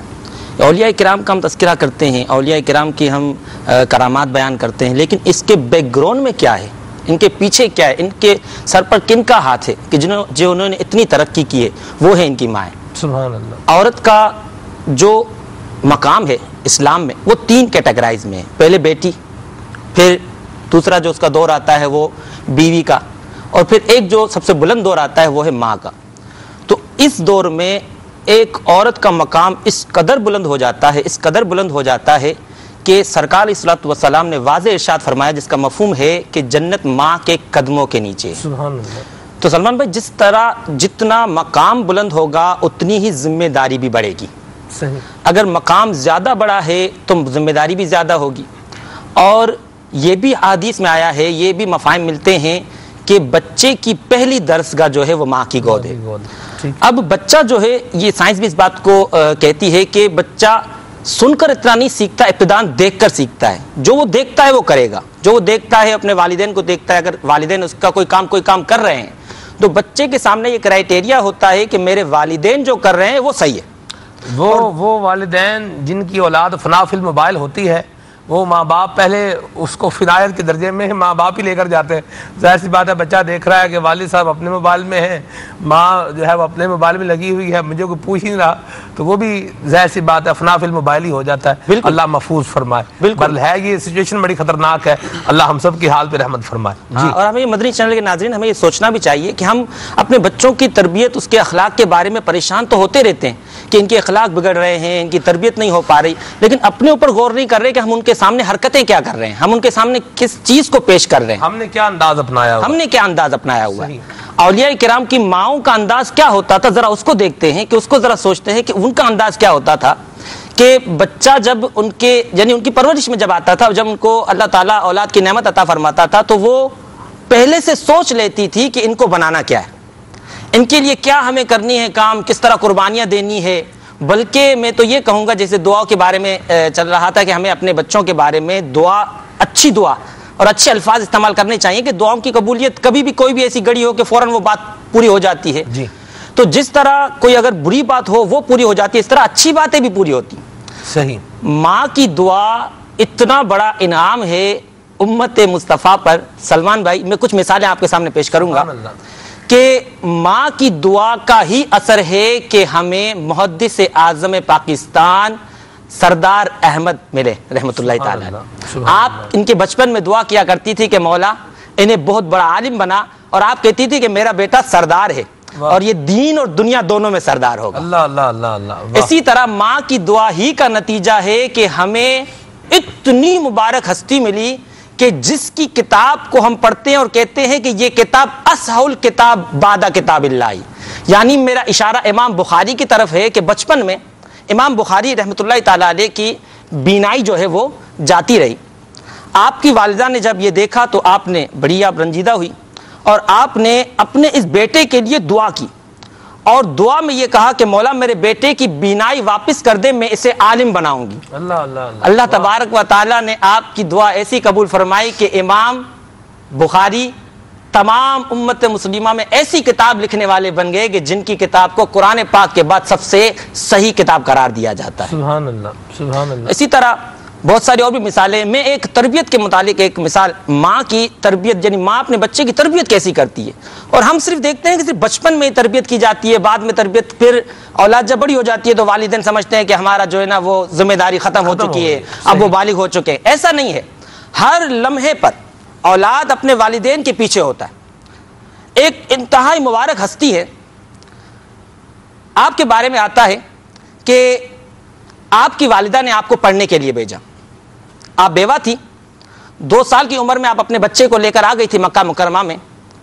آپ نے ان کو پڑھنے کے لیے بھیجا, آپ کئی سال پڑھنے کے لیے گئے, آپ کی ایک ہی اولاد تھی, وہ بیٹا تھا, آپ نے پڑھنے کے لیے بھیج دیا. اب آپ نے کس طرح زندگی گزاری ہوگی, آپ کی والدہ نے کس طرح زندگی گزاری ہوگی, کیا معاملات کیے ہوں گے, وہ ایک طرف. اب جب وہ اپنی تعلیم مکمل کر کے احادیث وغیرہ پڑھ کے جب واپس آیا تو راستے میں لوگوں نے ان کو بہت انعام و اکرام دیے, اتنے انعام دیے کہ کئی اونٹ انعاموں سے بھر گئے. جب آپ قریب پہنچے, اپنے گھر کی طرف آئے, تو آپ کی والدہ اور آپ کی خالہ یعنی اس شخص کی والدہ اور ان کی والدہ کی بہن, وہ دونوں وہاں پر ایک ٹیلے پر کھڑی ہوئی تھی, آپ کی والدہ بیٹھی ہوئی تھی. آپ فوراً اترے اور اپنی والدہ کے قدموں میں گئے, لیکن دیکھا کہ والدہ بڑی ناراض ہے. اب پڑھ کر آ چکے ہیں, اتنے سارے انعامات لے کر آ چکے ہیں, اونٹ بھرے ہوئے ہیں, لیکن آپ کی والدہ ناراض ہے. آپ نے کہا امی جان کیا معاملہ ہے, تربیت دیکھیے. اس وقت عمر کے اس نہج پر پہنچ چکے ہیں کہ امام بن چکے ہیں, اب ان کا میں نام بھی بتاؤں گا, وہ امام بن چکے ہیں, لیکن اب بھی والدہ ان کی تربیت کس طرح کر رہی ہے کہ ناراض ہو کر بیٹھ گئی. آپ نے عرض کی کہ امی جان کیا معاملہ ہے, آپ کیا تاریخی جملہ ارشاد فرماتی ہیں. آپ کہتی ہیں بیٹا میں نے تمہیں حدیثیں جمع کرنے کے لیے بھیجا تھا, مال جمع کرنے کے لیے نہیں بھیجا تھا. آپ کہتے ہیں امی جان میں کیا کروں, اب میں کیا کروں. آپ فرماتی ہیں کہ سارا مال اللہ کی راہ میں خرچ کر دے. اس شخص نے, اس بیٹے نے تمام مال اللہ کی راہ میں خرچ کیا. وہ بیٹا کون تھا, وہ امام شافعی رحمۃ اللہ تعالی علیہ تھے, اور وہ ماں کی ماں تھی. اللہ اللہ اللہ اللہ, سبحان اللہ. مدنی چینل کے ناظرین سبحان اللہ, یہ ہے انداز حضرت سیدنا امام شافعی رحمۃ اللہ تعالی علیہ کی والدہ ماجدہ کا۔ کیا ہی بات ہے، بڑوں کی باتیں واقعی بڑی ہوتی ہیں اور انداز واقعی نرالے اور پیارے ہوا کرتے ہیں۔ اچھا یہ خالی اس لیے نہیں ہوتا، یہ بھی عرض کرتا چلو، یہ جو روایات بیان ہوتی ہیں اور یہ جو حکایات بیان ہوتی ہیں، جیسے بزرگان دین کی ماؤں کا بیان بھی ہو رہا ہے، یہ صرف اس لیے نہیں کہ ہم سن لیں اور سننے کے بعد ہم کہیں واہ جی واہ کیا بات ہے، ماشاءاللہ سبحان اللہ، بڑی اچھی بات ہے جی، یہ صرف اس لیے نہیں ہوتا۔ اس پر ضرور اللہ تعالیٰ کا جو ہے وہ شکر بھی ادا کرنا چاہیے کہ اللہ کریم نے کیسے پیارے لوگوں کو کیسی پیاری مائیں عطا فرمائی۔ اللہ کریم ہمیں بھی ان پیارے لوگوں کا صدقہ بھی عطا فرمائے اور ان ماؤں کا صدقہ اللہ ہماری ماؤں کو بھی عطا فرمائے، یہ دعا بھی ہونی چاہیے۔ لیکن اس سے ہم نے اپنی تربیت کے مدنی پھول بھی لینے ہیں، اپنی اصلاح کے مدنی پھول بھی لینے ہیں، اپنی ذات پر کیا ہم نے نافذ کرنا ہے اس کو بھی لینا ہے۔ سبحان اللہ۔ اور یہاں ایک بات یاد رکھیے کہ والدین کی یہ ذمہ داری بنتی ہے کہ وہ اپنی اولاد کو سخاوت سکھائیں، اس کو اللہ کی راہ میں دینا سکھائیں، اس کو بتائیں۔ بعض اوقات ایسا ہوتا ہے ماں باپ کہتے ہیں جی ہمارا بچہ کسی کو کوئی چیز دیتا ہی نہیں ہے، کسی کے پاس ہو تو اس سے بھی چھین لیتا ہے۔ ٹھیک ہے بچہ، آپ دیکھیں بچہ تو بچہ ہے، وہ اس نے تو وہی کرنا ہے جو وہ کر رہا ہے، لیکن کیا ہم اپنے بچے کو یہ ذہن دیتے ہیں کہ بیٹا یہ چیز ان کو دو، بیٹے کو دیں اور اس کو بولیں بیٹا دو، ان کو دو؟ اس پر غور کی حاجت ہے۔ اللہ کرے کہ ہمارا دل بھی ایسا دنیا کی محبت سے پاک ہو جائے جیسا امام شافعی کی والدہ ماجدہ کا دل تھا۔ سبحان اللہ۔ اونٹوں کے جو ہے وہ اونٹوں پر لدا ہوا انعام و اکرام ہے، آپ سب مال و دولت ہے، کیا بات ہے، فرمایا کہ سارا اللہ کی راہ میں خیرات کر دو۔ سبحان اللہ۔ اللہ ہمیں بھی اپنی راہ میں خرچ کرنے کا جذبہ عطا فرمائے اور دنیا کی محبت سے اللہ ہم سب کو محفوظ و مامون فرمائے۔ آپ کی کالز کو، آپ کے میسیج کو بھی شامل کریں گے، لیکن یہاں پر ہم ایک مدنی گلدستہ سلسلے کا حصہ بنا لیتے ہیں۔ آئیے مدنی گلدستہ دیکھتے ہیں۔ صلو علی الحبیب صلی اللہ تعالی علی محمد۔ توبہ کی طرف دل کو مائل کرنے کا ایک طریقہ یہ ہے کہ ہم توبہ کرنے والے بزرگوں کے حالات کا مطالعہ کریں، کہ جب ہم بزرگان دین کے حالات کو پڑھتے ہیں تو پھر ان جیسا بننے کا شوق دل کے اندر پیدا ہوتا چلا جاتا ہے اور غیر محسوس طریقے سے دل توبہ کی طرف مائل ہو جائے گا۔ الحمدللہ عز و جل دعوت اسلامی کے مکتبۃ المدینہ نے 112 صفحات پر مشتمل کتاب توبہ کی روایات و حکایات شائع کی ہے، تو یہ خرید فرما لیجیے، ہدیتاً لے لیجیے اور اس کا مطالعہ کریں۔ انشاءاللہ عز و جل دل ضرور توبہ کی طرف مائل ہوگا۔ توبہ پر اپنے دل کو راغب کرنے کے لیے اخروی لذات کو دنیاوی لذات پر ترجیح دیجیے۔ جو اخروی نعمتیں ہیں، آخرت کی نعمتیں ہیں، اس پر دنیا کی جو لذتیں ہیں اس کو ترجیح دیں۔ یہ بھی توبہ پر مائل کرنے میں بہت معاونت کرتا ہے۔ عموماً شیطان بندے کا یہ ذہن بناتا ہے اگر تم نے توبہ کر لی تو فلاں دنوی چیزوں سے محروم ہو جائے گا، فلاں معاملے میں تجھے دنوی ترقی نہیں مل سکے گی۔ اس شیطانی وسوسے کی یوں کاٹ کیجئے کہ اگر مجھے اچانک موت آ جائے تو یہ ساری نعمتیں چھینی جائیں گی۔ جب کوئی شخص فوت ہو جاتا ہے تو دنیا کی یہ ساری بہاریں، دنیا کی یہ ساری ترقیاں، دنیا کی یہ ساری لذتیں اس کے لیے بے معنی ہو جاتی ہیں۔ تو لہٰذا ذہن بنائیے کہ اگر میں اچانک موت کا شکار ہو گیا تو یہ لذتیں تو یہی رہ جائیں گی، یہ دنیا کی چیزیں تو یہی رہ جائیں گی۔ تو لہٰذا آخرت کی نعمتوں پر اگر ہم توجہ دیں گے جیسا کہ میں نے پہلے بیان کی ہیں تو انشاءاللہ عز و جل دل توبہ کی طرف مائل ہی ہو جائے گا۔ الحمدللہ عز و جل بعض اوقات بیان سن کر، روایات و حکایات سن کر دل توبہ کی طرف مائل ہو جاتا ہے اور آدمی توبہ بھی کر لیتا ہے، لیکن توبہ پر استقامت مشکل ہو جاتی ہے۔ اب وہ مدنی پھول بیان کیے جاتے ہیں جس سے توبہ پر استقامت حاصل کرنا آسان ہے۔ نمبر 1، روزانہ سونے سے پہلے صلاۃ و توبہ ادا کریں اور دن بھر کے گناہوں سے توبہ کریں۔ یہ ایک مدنی انعام بھی ہے۔ میرے شیخ طریقت امیر اہل سنت نے 72 مدنی انعامات میں جو 16 نمبر مدنی انعام ہے وہ یہ ہے کہ کیا آج آپ نے کم از کم ایک بار، بہتر یہ ہے کہ سونے سے قبل صلاۃ و توبہ پڑھ کر سابقہ ہونے والے تمام گناہوں سے توبہ کر لی۔ نیز خدا نہ خواستہ گناہ ہو جانے کی صورت میں فوراً توبہ کر کے آئندہ وہ گناہ نہ کرنے کا عہد کیا۔ اگر روزانہ توبہ کرنے کا ہم معمول بنا لیں گے تو توبہ پر استقامت حاصل کرنے میں آسانی ہوگی۔ تو نیت کر لیجئے کہ انشاءاللہ عز و جل مدنی انعامات پر بھی عمل کریں گے، روزانہ فکر مدینہ بھی کریں گے اور روزانہ توبہ کرنے کی کوشش کریں گے۔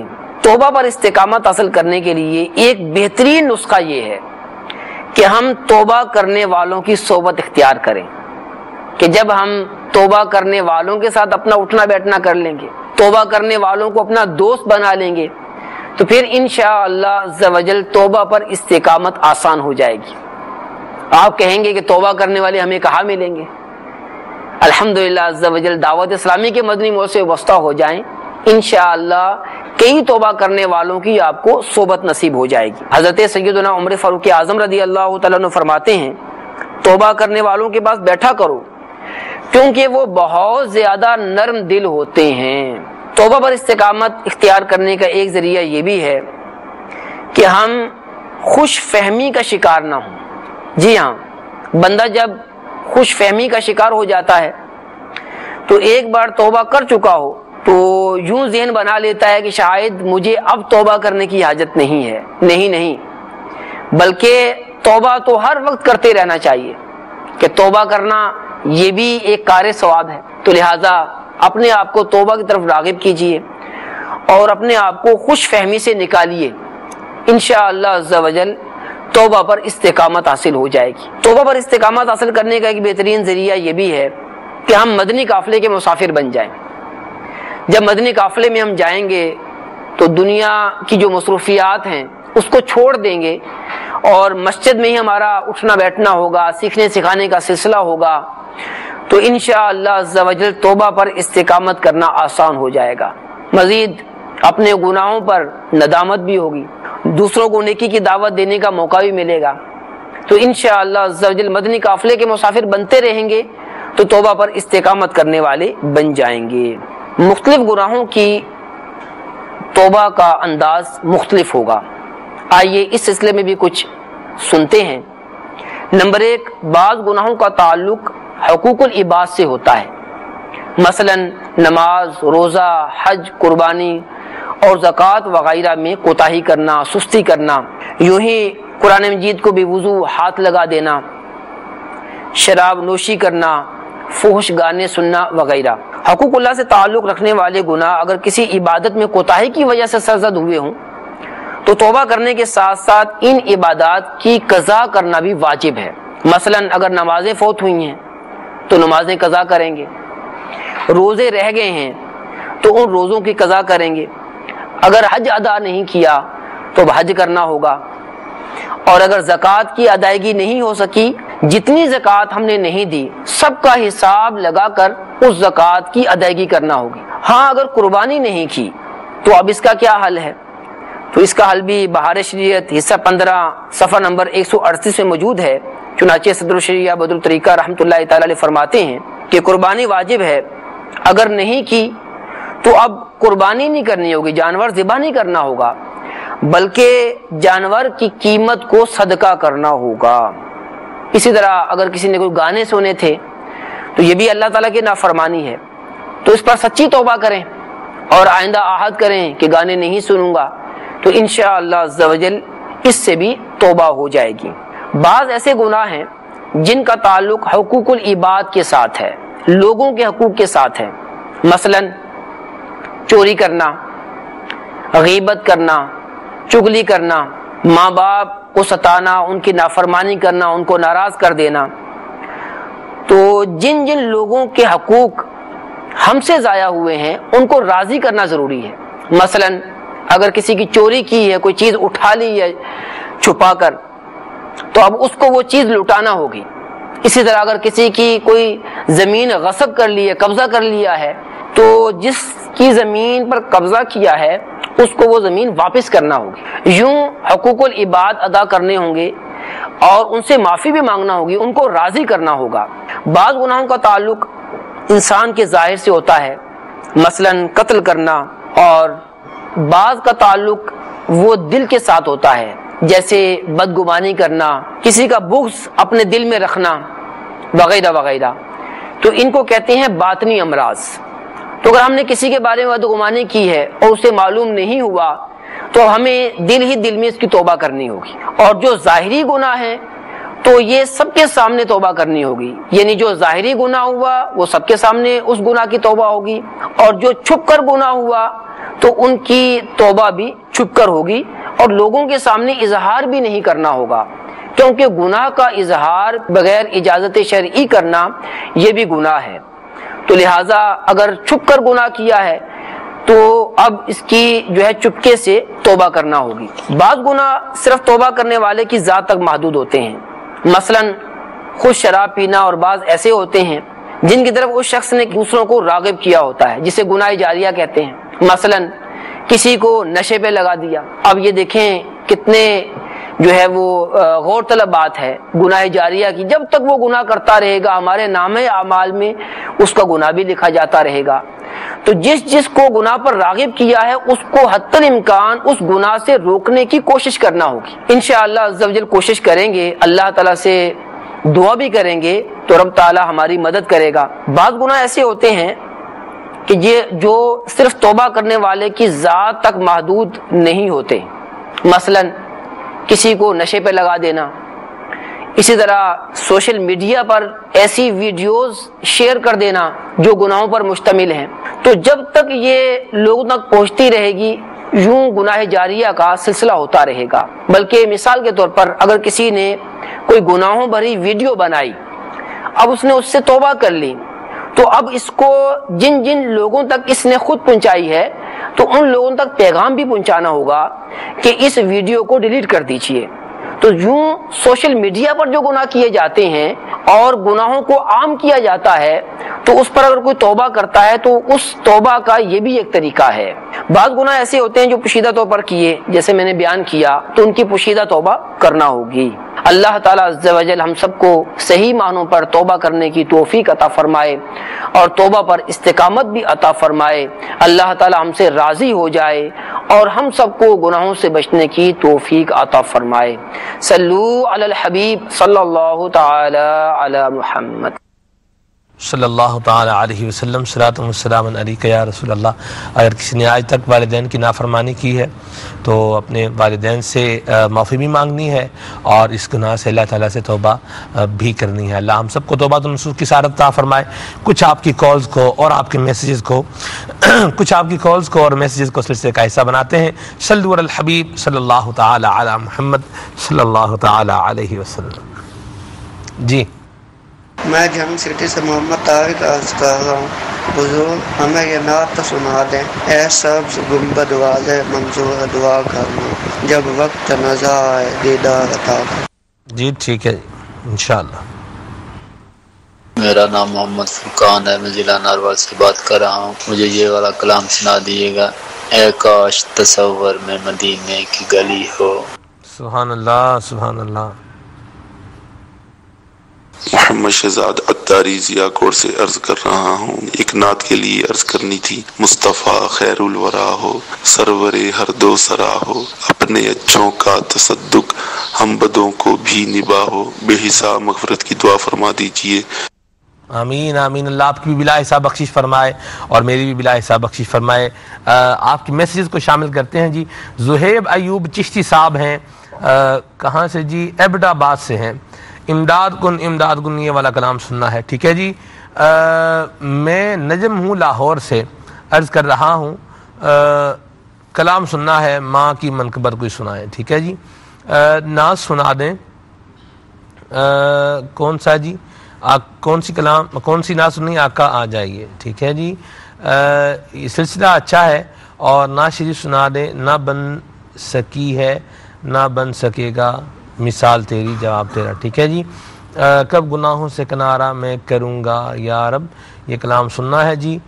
لطف ان کا عام ہو ہی جائے گا، یہ کلام بھی سننا ہے۔ اللہ آپ کو جزائے خیر عطا فرمائے۔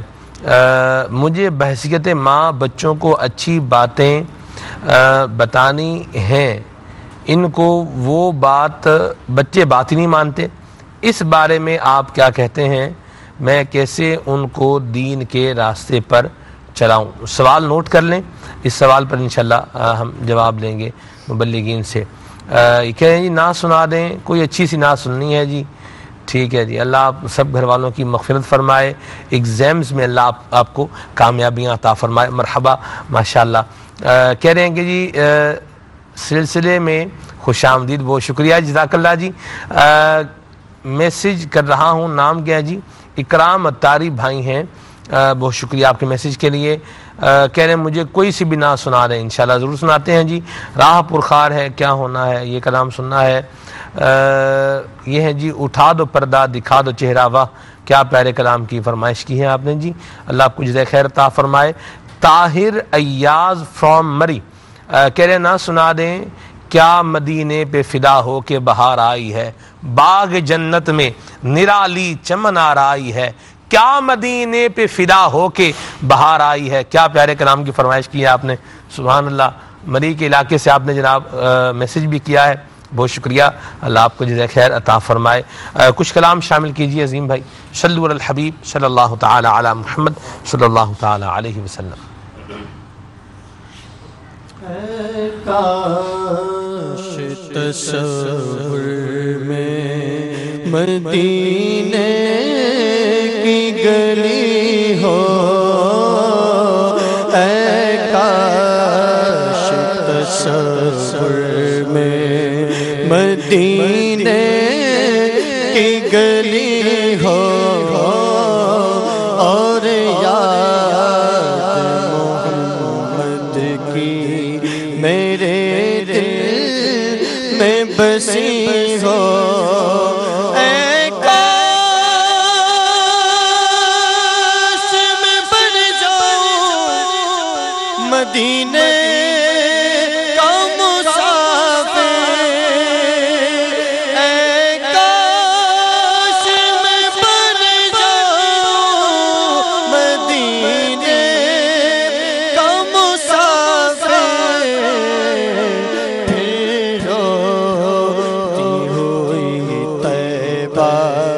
کو بارات چلی ہو، پھر روتی ہوئی طیبہ کو بارات چلی ہو، اے کاش تصور میں مدینے کی گلی ہو، اور یاد محمد کی میرے دل میں بسی ہو، مصطفیٰ خیر الورا، مصطفیٰ خیر الورا، سرور ہر دو سرا، اپنے آنکھوں کا تصدق،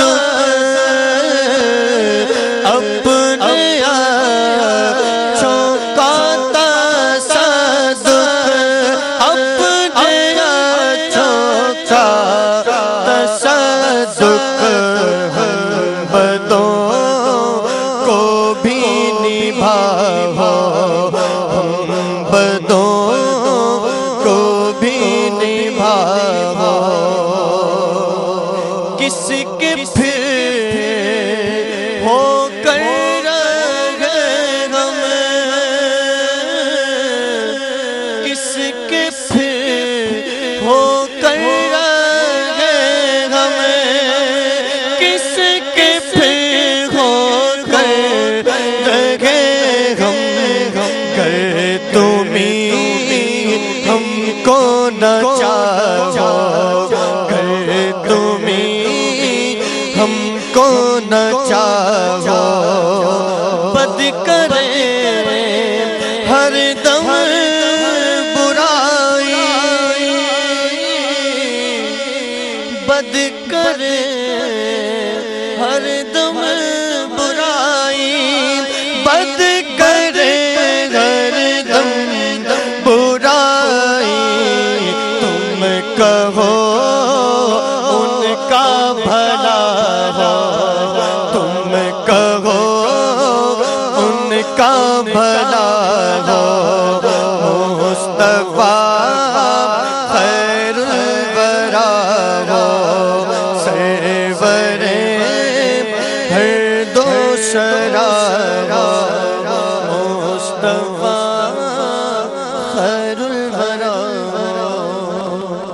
لطف ان کا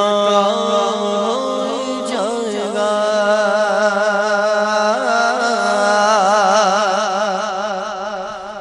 لطف ان کا عام ہو جائے گا، ہو جائے گا، لطف ان کا عام ہو جائے گا،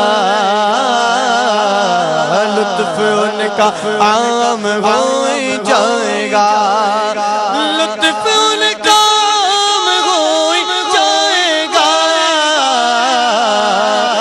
شاد ہر ناکام ہو جائے گا، ہو جائے گا، شاد ہر ناکام ہو جائے گا،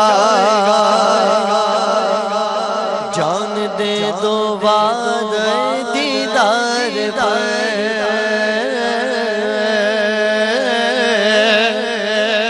جان دے دو وعدہ دیدار پر،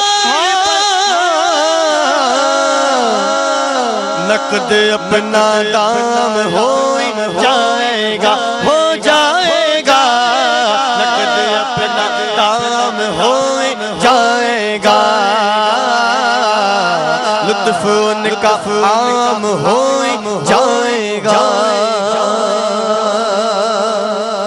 سائلو دامن سخی کا تھام لو، سائلو دامن سخی کا تھام لو، تھام لو، کچھ نہ کچھ انعام ہو جائے گا، ہو جائے گا، کچھ نہ کچھ انعام ہو جائے گا، لطف ان کا عام ہو جائے گا، مفلسو ان کی گلی میں جا پڑو، مفلسو ان کی گلی میں جا پڑو، مفلسو ان کی گلی میں جا پڑو، ہاں جا پڑو، باغ خلد اکرام ہو جائے گا، باغ خلد اکرام ہو جائے گا، لطف ان کا عام ہو جائے گا، سبحان اللہ سبحان اللہ۔ جمعۃ المبارک کا دن ہے، بڑا پربہار دن ہے اور دعاؤں کی قبولیت کا دن ہے۔ آئیے ایک دعائیہ کلام شہزادہ امیر سنت حضرت مولانا الحاج حاجی ابو ہلال محمد بلال رضا عطاری مدنی حافظہ اللہ تعالیٰ کی مبارک آواز میں سننے کی سعادت حاصل کرتے ہیں۔ صلوا علی الحبیب صلی اللہ تعالیٰ علی محمد۔ یا الہی ہے جگہ تیری عطا کا ساتھ ہو، یا الہی ہے جگہ تیری عطا کا ساتھ ہو، جب پڑے مشکل شگے، جب پڑے مشکل شگے، مشکل کشا کا ساتھ ہو، یا الہی ہر جگہ تیری عطا کا ساتھ ہو، یا الہی بھول جاؤں نزیع کی تکلیف کو، یا الہی بھول جاؤں نزیع کی تکلیف کو، شادی دیدار حسن مصطفیٰ کا ساتھ ہو،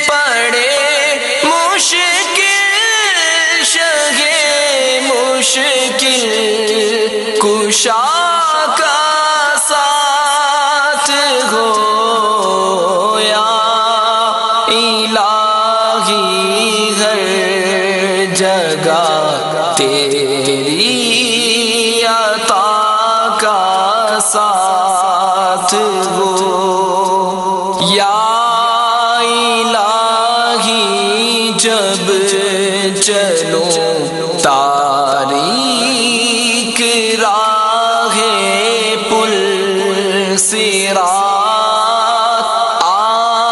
آفتاب ہاشمی نور الہدا کا ساتھ ہو یا الہی جب سر شمشیر پر چلنا پڑے رب سلم کہنے والے غم زدہ کا ساتھ ہو یا الہی جو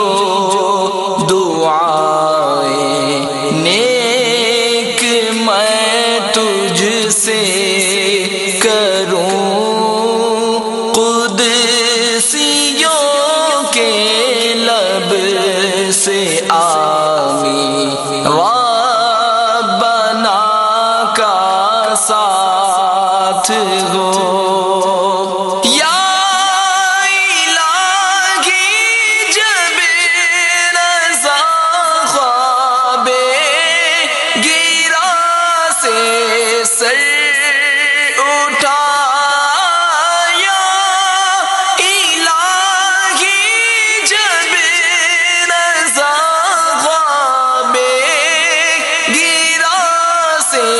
سر اٹھائے دولت بیدار عشق مصطفیٰ کا ساتھ ہو دولت بیدار عشق مصطفیٰ کا ساتھ ہو جب پڑے مشکل شگے جب پڑے مشکل شگے مشکل کشا کا ساتھ ہو یا الہی ہر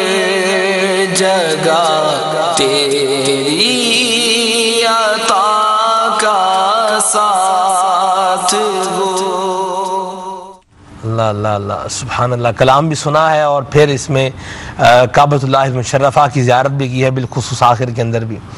مدنی چینل کے ناظرین، ایک بات میں کہنا چاہ رہا ہوں اور میں کہہ کر ہی رہوں گا اور کہنی بھی چاہیے کہ ایک ہے کعبۃ اللہ المشرفہ کو تصویر میں دیکھنا اور ایک ہے حقیقت میں دیکھنا. اللہ اکبر. اللہ تعالیٰ آپ کو نصیب فرمائے کہ آپ حقیقت میں کعبۃ اللہ المشرفہ کو دیکھیں، اور کیا ہی خوب ہو کہ حج کے مہینے میں دیکھیں. سبحان اللہ، اور ہی بات نرالی ہو جائے گی نا جی.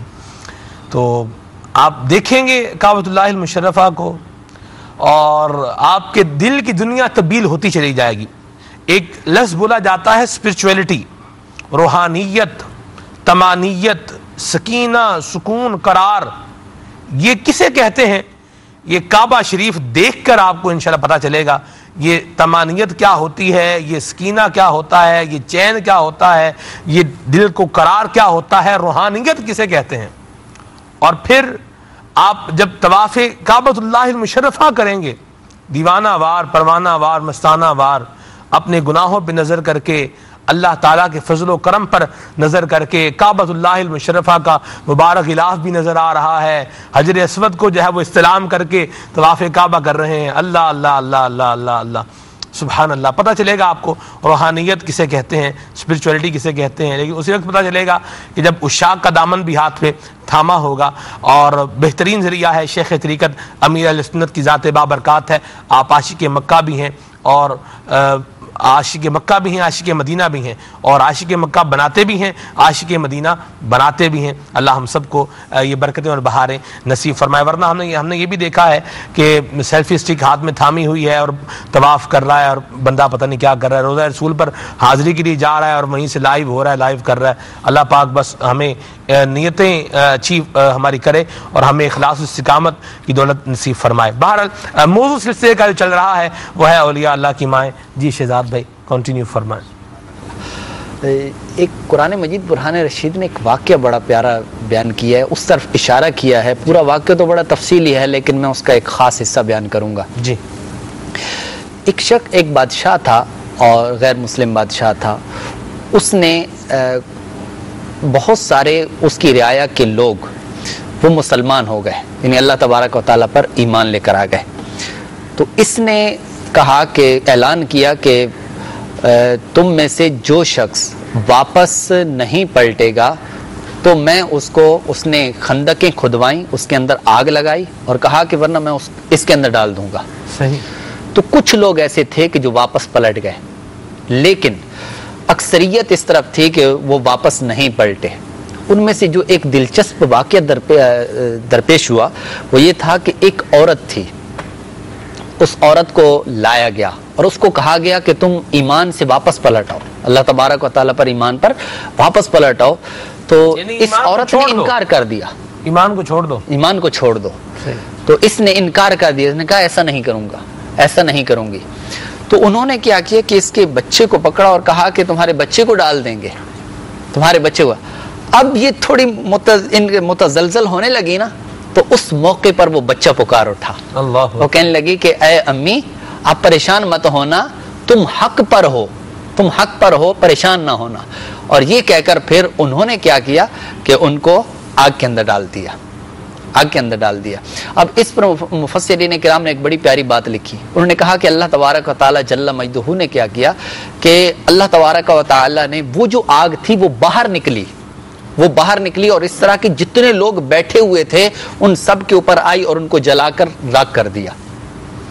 और इनमें से जिनको आग के अंदर डाला गया उनके मुतालिक भी इरशाद फरमाया कि आग पर डाला जाने से पहले पहले ही अल्लाह ताला ने उनकी रूहों को कब्ज कर दिया, जिसकी वजह से उनको तकलीफ नहीं हुई। जलालैन शरीफ के अंदर है। तो इससे पता चला कि वालिदा कितनी प्यारी, उनकी सोच कितनी प्यारी, उनका जज्बा कैसा था कि जब उनको आग में डाला जाने लगा उन्होंने कहा मुझे जान की फिक्र नहीं है, मैं अपने रब पर ईमान नहीं छोड़ूंगी, मैं अपने रब पर जो ईमान लाया है अब इससे मैं मुनहरिफ नहीं होंगी, फिरूंगी नहीं।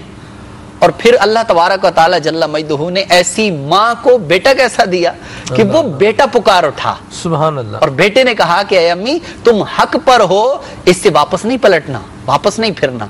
फिर रब्बे कायनात जल्ल शानुहु ने इन्हीं के तवस्सुल से अल्लाह तबारक व तआला जल्ल जलालुहु ने वो जो आग थी वो पलटी और फिर उन लोगों को जलाकर राख कर दिया।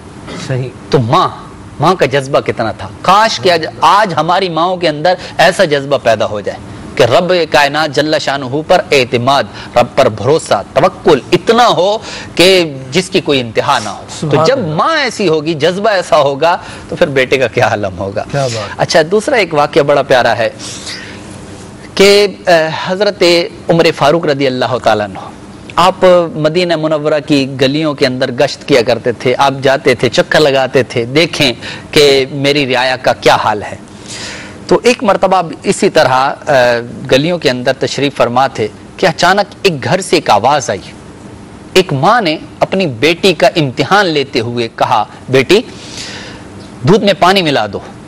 तो वो बेटी कहने लगी कि ए अम्मी जान, हमारे खलीफा ने हमें मना किया है, उमर फारूक रदी अल्लाह ताला ने मना किया है दूध में पानी नहीं मिलाना। तो माँ ने उस बेटी को आजमाते हुए कहा कि बेटी खलीफा थोड़े ही देख रहे हैं, मिला दो पानी, कोई बात नहीं। इस पर वो बेटी कहती है कि ए अम्मी जान, अगर खलीफा नहीं देख रहे तो क्या हुआ, खलीफा का रब तो देख रहा है, یعنی اللہ تبارک و تعالی جل شانہ کی ذات تو دیکھ رہی ہے. اب وہ ماں ہو سکتا ہے انہوں نے آزماتے ہوئے ان کو یہ جملہ بولا ہو, اور آگے سے بیٹی نے بھی کتنا پیارا جواب دیا, کتنا پیارا, یہ تربیت تھی. اور پھر اب اس کا نتیجہ کیا ہوا؟ حضرت عمر فاروق رضی اللہ عنہ نے جب یہ پرکیف اور ایمان کے جذبے کے سے لبریز جب یہ جواب سنا تو آپ نے اس گھر کے اوپر نشان لگایا. نشان لگانے کے بعد پھر صبح آپ نے وہیں پیغام بھجوایا کہ حضرت عاصم جو حضرت عمر فاروق رضی اللہ تعالیٰ عنہ کے شہزادے تھے, ان کا نکاح کا پیغام بھجوا دیا اس بچی کے لیے. اب وہ بچی کا جیسے ہی آپ نے نکاح کا پیغام بھجوایا, ان کے ساتھ نکاح ہو گیا. اب اس بچی کی جس نے یہ جواب دیا تھا, جس کا یہ توکل اور رب تعالیٰ پر اتنا ایمان و اعتقاد, اب ان کی ایک بیٹی پیدا ہوئی. اور وہ جو بیٹی تھی اس سے ایک ایسی ہستی پیدا ہوئی کہ جن کو عمر ثانی کہا جاتا ہے, یعنی حضرت عمر بن عبد العزیز رضی اللہ تعالیٰ, جو کہ خلفائے راشدین میں سے جن کا 5واں نمبر ہے. یہ اتنی مقدس ہستی وہ پیدا ہوئی. ان کی خلافت کو خلافت راشدہ کے اندر شمار کیا جاتا ہے. کیا بات. تو اب پتہ چلا کہ یہ والدہ کی تربیت کا یہ اثر تھا کہ وہ بیٹی اس نے یہ جواب دیا, اور حضرت عمر فاروق رضی اللہ تعالیٰ عنہ نے آپ نے اپنے بیٹے کا نکاح کروا دیا, اور پھر اس کا ایک ایسا سلسلہ چلا کہ اس سے ایک ایسی ہستی پیدا ہوئی کہ جن کا دنیا کے اندر نام ہوا. سبحان اللہ, اور بڑا پیارا نام ہے. مدنی چینل کے ناظرین, یہاں دو باتیں کنکلوڈ بھی کرتے جائیں ساتھ ساتھ بات کو, تو یہ بھی پتہ چل رہا ہے کہ اپنی اولاد کا رشتہ کرتے ہوئے, ہم رشتہ جو تلاش کر رہے ہوتے ہیں, رشتہ تلاش کرتے ہوئے کسی لوگوں نے مختلف اپنی شرائط رکھی ہوتی ہیں, ٹرمز اینڈ کنڈیشنز رکھی ہوتی ہیں. جو ہے وہ قد جو ہے وہ اتنا ہونا چاہیے, رنگ جو ہے وہ ایسا ہونا چاہیے, وزن جو ہے اتنا ہونا چاہیے, اچھا گھر جو ہے یہ ایسا ہونا چاہیے, اور گاڑی بھی ساتھ میں جو ہے وہ جہیز میں آنی چاہیے, اور سامان بھی ہونا چاہیے, اور مال و متاع بھی جو ہے وہ خوب ہونا چاہیے, پیسہ بھی خوب ہونا چاہیے. یہ شرائط لوگوں نے اپنے طور پر بنائی ہوتی ہیں. شرائط بنانا ٹھیک ہے, خوابوں کے اندر محل بنانا اس کی کوئی پابندی نہیں ہے. اس کے اوپر بندہ خواب کے اندر جتنا بڑا چاہے 1000 گز کا محل چھوڑ کر 10,000 گز کا محل خواب کے اندر بنا لے, اور اپنے خیالات کے اندر ایک پوری سلطنت بنا لے, اس کے اندر حکومت کرے, بادشاہی کرے. کر رہا ہے ٹھیک ہے, خیالات میں ہی کر رہا ہے. لوگ سمجھدار اس کو کیا کہیں گے, یہ تو ایک سوالیہ نشان ہے, اور ایک سوال ہے, اور ایک بات ہے. لیکن جو ہمارے شہزاد بھائی نے حدیث شریف سنائی ہے, جو روایت ہمیں سنائی ہے, اس روایت کے اندر ہمارے لیے یہ سبق ہے, یہ درس ہے, یہ ہمارے لیے ایک اصول بیان کیا جا رہا ہے کہ ایسا رشتہ جس کے اندر دین کی پاسداری ہے, جس کے اندر اللہ تبارک و تعالیٰ کے احکامات کی پاسداری ہے, اس کو ہمیں ترجیح دینی چاہیے. ایسے افراد, ایسے اگر جو ہے وہ لڑکے کی طرف سے ہو, اس میں بھی دینداری کو ترجیح ہونی چاہیے, لڑکی کی طرف بھی دینداری کو اگر ترجیح دی جائے, اخلاق و کردار کی بہتری کو اگر ترجیح دی جائے, تو اس کی برکات بننے کو الگ سے نصیب ہوتی ہیں. اللہ تعالیٰ ہماری سوچوں کو, ہمارے خیالات کو, ہمارے تفکرات کو ستھرا اور پاکیزہ فرمائے, اور دنیا کی محبت سے بچا کر اللہ تعالیٰ ہمیں اپنا اور اپنے محبوب کا محب بنائے, مطیع و فرما بردار بنائے. جی حضور. جی سلمان بھائی, جیسے کہ ارشاد فرمایا گیا کہ شادی کے وقت جب ہم شادی کرنا چاہتے ہیں اپنے لڑکے کی, اپنے بچے کی, تو ہم ان چیزوں کو دیکھیں, دینداری کو دیکھیں. اور یہ اولاد کے حقوق میں سے بھی آتا ہے, یعنی اولاد کا حق ہے بندے پر, والد پر. جو ابھی کی اولاد پیدا نہیں ہوئی, اب اس سے پہلے اس کا حق ہے کہ اس کے لیے اچھی ماں ڈھونڈے, ایک نیک دیندار عورت ڈھونڈے, کیونکہ اس کو سب کچھ آگے معاملات طے کرنے ہیں. اور یہاں ہم والدہ کا ذکر کر رہے ہیں, ماں کا, اولیاء کرام کی ماں کا ذکر کر رہے ہیں, ماؤں کا ذکر کر رہے ہیں. تو سلمان بھائی, ماں کا مقام, ماں کا کردار تو ایک بہت ہی عظیم اور بہت ہی اہم ہے. اسی طرح ہم پر ماں کا ادب, ماں کی عزت اور ماں کے مقام کو ملحوظ رکھنا بھی لازمی ہے. اور ماں کا مقام اس قدر بلند ہے, اس قدر بلند ہے کہ اگر ماں کا دل دکھ گیا تو کوئی بعید نہیں ہے کہ وہ بچے کا جو ہے نا وہ بیڑا جو ہے کہیں ادھر کا ادھر ہو سکتا ہے. تو کسی بھی حالت میں ہو, بلکہ ماں چاہے دیندار ہے, چاہے کیسی بھی ہے, بچے پر پھر بھی لازم ہے کہ اپنی ماں کا ادب کرے. بچے پر پھر بھی لازم ہے کہ وہ اپنی ماں کے لیے, اپنی ماں کے سارے معاملات جو ہیں وہ ٹھیک کرے. ایک اسی طرح حضور علیہ الصلوۃ والسلام جب ماں کے بارے میں ارشاد فرما رہے تھے تو ایک صحابی آئے، عرض کی کہ یا رسول اللہ، والدہ کا مقام ہے، والدہ کا حق ہے، ہمیں والدہ کا حق دینا ہے۔ یا رسول اللہ، میں نے اپنی والدہ کے حق کو ادا کرنے کے لیے میں نے انہیں 7 مرتبہ ریگستان میں ننگے پاؤں میں میرے آبلے پڑ جاتے تھے، پھر بھی میں نے اپنے کندھے پر سوار ان کو کروا کر انہیں عمرہ کروایا ہے، حج کروایا ہے۔ یا رسول اللہ، کیا میں نے اپنی ماں کا حق ادا کر دیا؟ سرکار صلی اللہ علیہ وسلم کی آنکھوں سے آنسو جاری ہوئے اور آپ نے ارشاد فرمایا کہ تو ماں کے حق کا سوال کر رہا ہے، کہ تو نے یہ کام کر کے کہہ رہا ہے کہ ماں کا حق ادا کر دیا؟ ارے تیری پیدائش کے وقت ماں کو جو تکلیف ہوئی، تیری ماں کو، اس میں سے جو ایک تکلیف ہوئی تھی تو نے اس کا حق بھی ادا نہیں کیا۔ تو اللہ تبارک و تعالیٰ نے، بلکہ قرآن کریم میں تو واضح ارشاد ہے جس کے بارے میں ہے کہ والدین کو اف تک نہ کہو، یعنی کوئی ایسا لفظ تک نہ کہو کہ جس سے ان کا دل دکھے۔ علماء کرام فرماتے ہیں کہ نہ تو آپ لفظاً کوئی ایسی بات کہو، نہ کوئی حرکتاً کوئی ایسی ادا اپناؤ کہ جس سے والدین کا دل دکھے۔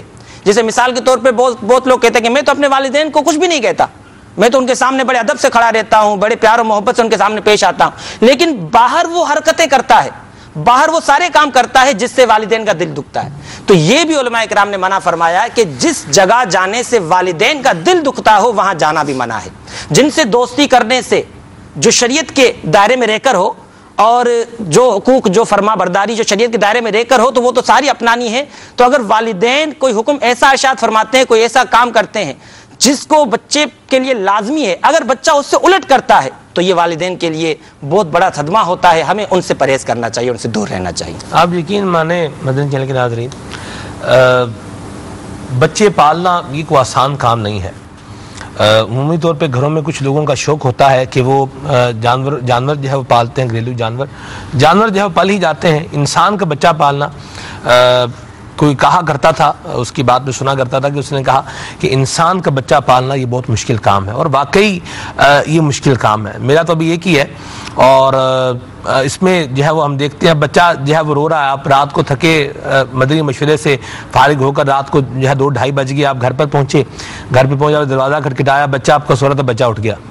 اچھا، آپ پہنچے ہیں گھر پہ کس کے لیے؟ آپ پہنچے بھی ابھی سونا ہے، صبح سلسلہ بھی کرنا ہے، چلو اب آپ تو سونے کے لیے آئے ہیں، لیکن گھر میں آپ کا مدنی منا جو ہے یہ اب دروازے کی دستک سے یہ اگر جاگ گیا ہے تو اب یہ آپ کو سونے نہیں دے گا۔ تو اس کا مطلب ہے کہ یو ہیو ٹو، اب آپ کو جاگ کے ہی رہنا ہے، you have to wake up, اب جاگیں جناب، اب سو نہیں سکتے آپ۔ اچھا چلیں، کچھ بھی نہیں ہوا، آپ گھر پر آئے، لائٹ بند ہو گئی، اچھا یو پی ایس ہے، یو پی ایس نہیں ہے تو بھی چلیں، یو پی ایس ہے، اب یو پی ایس بھی جو ہے وہ بند ہی ہو گیا۔ اب کیا ہے جی، اب بچہ اپنی جب وہ شروع کرتا ہے ہلکی پھلکی ٹوں اس کی ہوتی ہے، رونا شروع کرتا ہے، تو اب ماں باپ کہ اس کو تھوڑا جو ہے وہ اس کو پنکھے کی ہوا جو ہے وہ اس کو دیں تاکہ بچہ جو ہے وہ سویا رہے۔ ماں باپ اتنی محنت، اتنی مشقت کے ساتھ اپنی اولاد کو جو ہے وہ پروان چڑھاتے ہیں۔ عمومی طور پہ دیکھا جائے تو اکثریت کا حال یہی ہوتا ہے۔ وہ لوگ جو لگزوریس جن کا سٹائل ہے، وہ لوگ بھی بیچارے اپنی اولاد کے لیے مشقت ضرور برداشت کرتے ہیں، ایسی بات نہیں ہے کہ وہ نہیں کرتے، لیکن پاکستان میں ہمارے اگر ہم بلاد میں دیکھیں، ممالک میں دیکھیں، بلکہ دنیا میں دیکھیں تو اکثر لوگ وہ اپنی اولاد کی جو پرورش ہے، اس کو پروان چڑھانا ہے، آگے لے جانا ہے، وہ یوں ہی کر کے اپنے آپ پر کمپرومائز کر کے اپنی اولاد کو جو ہے وہ ترجیح دے رہے ہوتے ہیں۔ اور پھر کتنے دکھ کی بات ہے کہ وہی اولاد جس کو رات کو جاگ کے پنکھے سے ٹھنڈی ہوا دی ہے کہ اس کا آرام جو ہے وہ متاثر نہ ہو، یہ ڈسٹرب نہ ہو، بیمار ہو جائے، تو آنسو بہا کے دعائیں کر کے دوائیاں لے کے مہنگی دوائیاں لے کے جس کو پروان چڑھایا ہو، آج وہ بچہ جناب جوان ہو گیا ہے، تندرست و توانا ہو گیا ہے، اور اپنی سوچ، فہم، ادراک یہ سب کچھ جو ہے اپنے تئیں حاصل کر چکا ہے۔ اب وہ ماں باپ جو پہلے جو ہے وہ توانا تھے، اب وہ ضعیف ہو چکے ہیں، اب ان کو کچھ سمجھے ہی نہ۔ الامان والحفیظ، اللہ محفوظ فرمائے۔ میں ایک بات کہنا چاہ رہا ہوں، اسلام بھائی کا بیان ہے، انہوں نے کہا کہ مجھے میرے ماں باپ کا کما حق احساس اس وقت ہوا جب اللہ تعالیٰ نے مجھے باپ بنایا، پھر پتہ چلا کہ ماں باپ نے کتنی محنت و مشقت سے جو ہے وہ پالا ہے۔ اپنے ماں باپ کا دل نہ دکھائیں، ان کو ناراض نہ کریں، ان کو پریشان نہ کریں، ان کے سامنے اونچی آواز سے بات نہ کریں، اپنے والدین کی خدمت کریں، خاطر کریں، تواضع کریں، ان کی خدمت مدارت کریں، ان کے پاؤں دبائیں، ان کے ہاتھ چومیں، یعنی راحت سامانی کا جو ہے وہ طریقہ کار اختیار کریں، اور پھر خیر ہی خیر ہوگی انشاءاللہ۔ موضوع تو اولیاء اللہ کی مائیں ہیں، اس کو بھی انشاءاللہ لینا ہے۔ آپ سب کی طرف آتے ہیں، ایک سوال بھی تھا آپ صاحب کہ ہم تو چاہتے ہیں کہ بچوں کی تربیت اچھی ہو، لیکن بچے بات ہی نہیں مانتے، یہ سنتے ہی نہیں ہیں، یہ ان پر اثر ہی نہیں ہوتا، ماں بیچاری کیا کرے؟ اولیاء اللہ کی مائیں تھی، وہ سمجھاتی تھیں تو بچے بھی سمجھ جاتے تھے نا۔ بالکل، دیکھیں سمجھانے کے اندر ایسا طریقہ کار اختیار کیا جائے کہ واقعی بچہ سمجھ جائے۔ اچھا بعض اوقات ایسا ہوتا ہے کہ دنیاوی اعتبار سے اور اخروی اعتبار سے ہمارے درمیان سمجھانے کا فرق بھی موجود ہوتا ہے۔ اگر بچہ اسکول نہیں جاتا تو اب سمجھانے کا انداز اور ہے، اور اگر مدرسہ نہیں جاتا تو اب سمجھانے کا انداز کچھ اور ہے۔ بچے کو مطلب اگر اسکول نہیں جا رہا، بیٹا میں تمہیں سائیکل لے کر دوں گا اگر تمہاری پوزیشن آئی تو، اور مدرسے کے اندر اگر وہ نہیں جاتا تو اب مار پٹائی اور اس کو جو ہے نا وہ برا بھلا کہنا، یہ انداز ہے۔ اب اسی انداز میں دیکھ لیجئے کتنا فرق ہے۔ اللہ تبارک تعالیٰ کے جو نیک بندے ہیں، اولیاء کرام ہیں، ان کی جو مائیں تھی، ان میں سے ایک کی مثال پیش کرتا ہوں جو ہمارے لیے ایک یعنی نمونہ ہے کہ اگر والدہ اپنی اولاد کو کوئی درس دینا چاہتی ہے، سمجھانا چاہتی ہے، اس کے لیے مختلف طریقے اختیار کر سکتی ہے۔ وہ حضرت سیدنا بابا فرید الدین گنج شکر رحمۃ اللہ تعالی علیہ، بچپن تھا آپ کا، چھوٹے سے تھے، والدہ نے ارشاد فرمایا، دیکھیں نیک کام کی طرف کیسے راغب فرمایا۔ آپ نے ارشاد فرمایا شکر کھانے سے، میٹھے سے آپ کو جو ہے وہ بڑی محبت تھی، اور آپ یعنی بہت خوش ہو کر اسے تناول فرمایا کرتے تھے شکر کو۔ والدہ نے ارشاد فرمایا کہ بیٹا اگر تم نماز پڑھو گے تو تمہیں مصلے کے نیچے سے روزانہ شکر کی ایک پڑیا ملا کرے گی۔ والدہ نے ایک ترکیب بنائی اور روزانہ جو ہے مصلے کے نیچے رکھ دیا کرتی۔ حضرت بابا فرید الدین گنج شکر رحمۃ اللہ تعالی، بچپن ہے آپ کا، چھوٹی سی عمر ہے، آپ نے روزانہ نماز پڑھنا شروع کی، نماز کے بعد مصلے کو ہٹاتے اور اس سے شکر لے لیا کرتے، خوش ہوتے۔ اب نماز کی محبت جو ہے وہ دل کے اندر پیدا ہونا شروع ہو گئی۔ ایک دن والدہ یہ کام کرنا، شکر کی پڑیا رکھنا بھول گئیں۔ اللہ تبارک تعالیٰ کی بارگاہ میں دعا کی، مولا اگر آج اسے شکر نہ ملی فرید کو تو یہ اس کا اعتماد اٹھ جائے گا، مولا میری لاج رکھ لے۔ حضرت سیدنا بابا فرید الدین گنج شکر رحمۃ اللہ تعالی نماز پڑھ کے فارغ ہوئے، آپ نے اسی طرح حسب معمول مصلے کو پلٹا، اللہ تبارک و تعالی نے وہ جو والدہ نہ رکھ سکی تھی، اللہ تبارک و تعالی نے وہاں شکر کو رکھ دیا، اور حضرت سیدنا بابا فرید الدین گنج شکر رحمۃ اللہ تعالی نے اس کو اٹھایا، اور یوں آپ کو گنج شکر کا لقب بھی ملا۔ اور پھر نمازوں کی جو محبت تھی، جو والدہ نے دراصل دی نمازوں کی محبت، لیکن طریقہ اختیار کیا کہ یہ چیز اس کی مرغوب ہے، یہ کھائے گا اس کو، لیکن ساتھ ساتھ نماز کا بھی عادی ہوتا چلا جائے گا۔ تو والدہ نے یہ درس دیا، یہ سبق دیا۔ اگر والدین کو یہ چاہیے کہ اگر اولاد جو ہے کسی بات کو نہیں مان رہی تو ایسی چیز کو سامنے رکھ کر کہ جو اولاد کی مرغوب ہے، جسے وہ پسند کرتی ہیں، جسے وہ اچھا جانتی ہو اولاد، بچے، تو اس کا جو ہے یوں کہہ لیں اس کی ترغیب دلا کر کہ میں تمہیں فلاں چیز لے کر دوں گی اگر تم فلاں دعا یاد کر لو گے، اگر تم نماز پڑھنے لگ جاؤ گے تو تمہیں یہ ملے گا، اگر تم فلاں کام کرو گے تو یہ ملے گا۔ تو انشاءاللہ الرحمن اس طرح کیا ہے بچے کی رغبت بڑھے گی، اور اللہ تبارک تعالیٰ کے جو نیک بندے ہیں ان کی والدہ، ان کی مائیں انہیں کس انداز میں درس دیا کرتی تھیں۔ حضرت سیدنا محبوب الہی خواجہ نظام الدین اولیاء رحمت اللہ تعالی علیہ، آپ بچپن کے اندر یتیم ہو گئے تھے، والدہ نے کیسی تربیت کی، ارشاد فرماتے ہیں غربت کا زمانہ تھا، کھانے کو جو مل جاتا صبر کرتے، اور جس دن کھانے کو نہ ہوتا تو والدہ پتہ کیا ارشاد فرماتی تھی، کہتی تھی بیٹا آج ہم اللہ کے مہمان ہیں۔ حضرت سیدنا خواجہ حضرت سیدنا نظام الدین اولیاء رحمت اللہ تعالی فرماتے ہیں یہ جملہ جو ہوا کرتا تھا اتنا ذوق افزا ہوا کرتا تھا، مجھے اس کا انتظار رہتا تھا۔ فرماتے ہیں ایک بار ایسا ہوا کہ کوئی آدمی کچھ جو ہے نا وہ کھانے کے لیے دے گیا، کئی دن تک وہ معاملہ چلتا رہا، میرے دل کے اندر یہ بات پیدا ہوئی امی جان کب فرمائیں گی کہ آج ہم اللہ کے مہمان۔ فرماتے اور وہ دن آیا اور مجھے وہ ذوق نصیب ہوا کہ ہم آج اللہ کے مہمان ہیں۔ ارشاد فرماتے ہیں مبارک انداز یہ تھا، یہ والدہ کی تربیت تھی۔ اب بیٹے کا انداز دیکھیے، ارشاد فرماتے ہیں کہ روزانہ والدہ کی دست بوسی کیا کرتے تھے، کبھی قدم بوسی کیا کرتے تھے۔ ایک دن آپ حاضر ہوئے تو والدہ نے ارشاد فرمایا کہ بیٹا آئندہ مہینے تم یہ شرف کیسے پاؤ گے، کس کے ہاتھ چومو گے؟ فرماتے ہیں کہ میں پریشان ہو گیا میں نے اس بات کا گمان کیا کہ شاید والدہ اب رخصت ہونا چاہتی ہیں۔ ارشاد فرماتے ہیں کہ میں نے امی جان سے عرض کیا کہ مجھے کس کے سہارے، بے یار و مددگار، والد کا آسرا پہلے کوئی نہیں، وہ یتیم ہو چکے، والد صاحب فوت ہو گئے تھے۔ تو عرض کرتے ہیں کہ میں نے کہا امی جان مجھے کس کے آسرے پر چھوڑ کر جا رہی ہیں؟ حضرت جو آپ کی والدہ تھیں حضرت خواجہ نظام الدین اولیاء رحمۃ اللہ علیہ، فرمایا بیٹا اس کا جواب تمہیں کل دوں گی، آج آرام کرو۔ فرماتے میں بڑا پریشان ہوا، پتہ نہیں کیا بات ہے، کہ کس طرح کا معاملہ ہے۔ اگلے دن والدہ نے بلایا بیٹے کو اور فرمایا کہ بیٹا تم نے ایک سوال کیا تھا کہ تمہیں کس کے سہارے پر چھوڑ کے جا رہی ہوں؟ فرمایا اپنا سیدھا ہاتھ دو، دائیں ہاتھ دو، دائیں ہاتھ پکڑا اور ارشاد فرمایا اے اللہ یہ تیرے سپرد کر کے جا رہی ہے۔ حضرت نظام الدین اولیاء رحمۃ اللہ تعالی یہ یتیم بچہ تیرے سپرد کر کے جا رہی ہے۔ حضرت نظام الدین اولیاء رحمۃ اللہ تعالی ارشاد فرماتے ہیں خدا کی قسم سونے اور چاندی سے بھرا گھر چھوڑ کے جاتی تو مجھے اتنی خوشی نہ ہوتی جن والدہ کی اس آخری بات سے ہوئی تھی کہ اللہ تیرے سپرد کر کے جا رہی ہے۔ تو جب والدہ تربیت ایسی کرے تو بیٹا پھر نظام الدین اولیاء محبوب الہی بنا کرتا ہے۔ پنجابی شاعر نے ایک بات کہی ہے، انہوں نے کہا گود ماں دیئے درسگاہ پہلی، ایتھو زندگی دا نسب العین بندائے، ایتھو داتا خواجہ فرید بن کے دکھی دلان دے واسطے چین بندائے، سیدہ خاتون جنت جے ماں ہوئے طاہر پھر لالوی سخی حسین بندا ہے۔ سبحان اللہ۔ اللہ تبارک و تعالی ہمیں ہمارے والدین کی برکتیں عطا فرمائے، اور والدین کو بھی چاہیے کہ وہ بھی اللہ تبارک و تعالی کی اطاعت و فرما برداری کے اندر مشغول و مصروف رہیں، اور اپنی اولاد کو بھی اللہ تبارک و تعالی کی اطاعت و فرما برداری کا ذہن دیں۔ دنیا اللہ تبارک و تعالی عطا فرما ہی دیتا ہے۔ پیارے آقا صلی اللہ علیہ وسلم کا فرمان علی شان ہے کہ اللہ تبارک و تعالی آخرت کے طلب کرنے پر دنیا بھی عطا فرما دیتا ہے، لیکن دنیا کے طلب کرنے پر آخرت عطا فرمانے سے انکار فرماتا ہے۔ اللہ تبارک و تعالی ہم سب کا حامی و ناصر ہو۔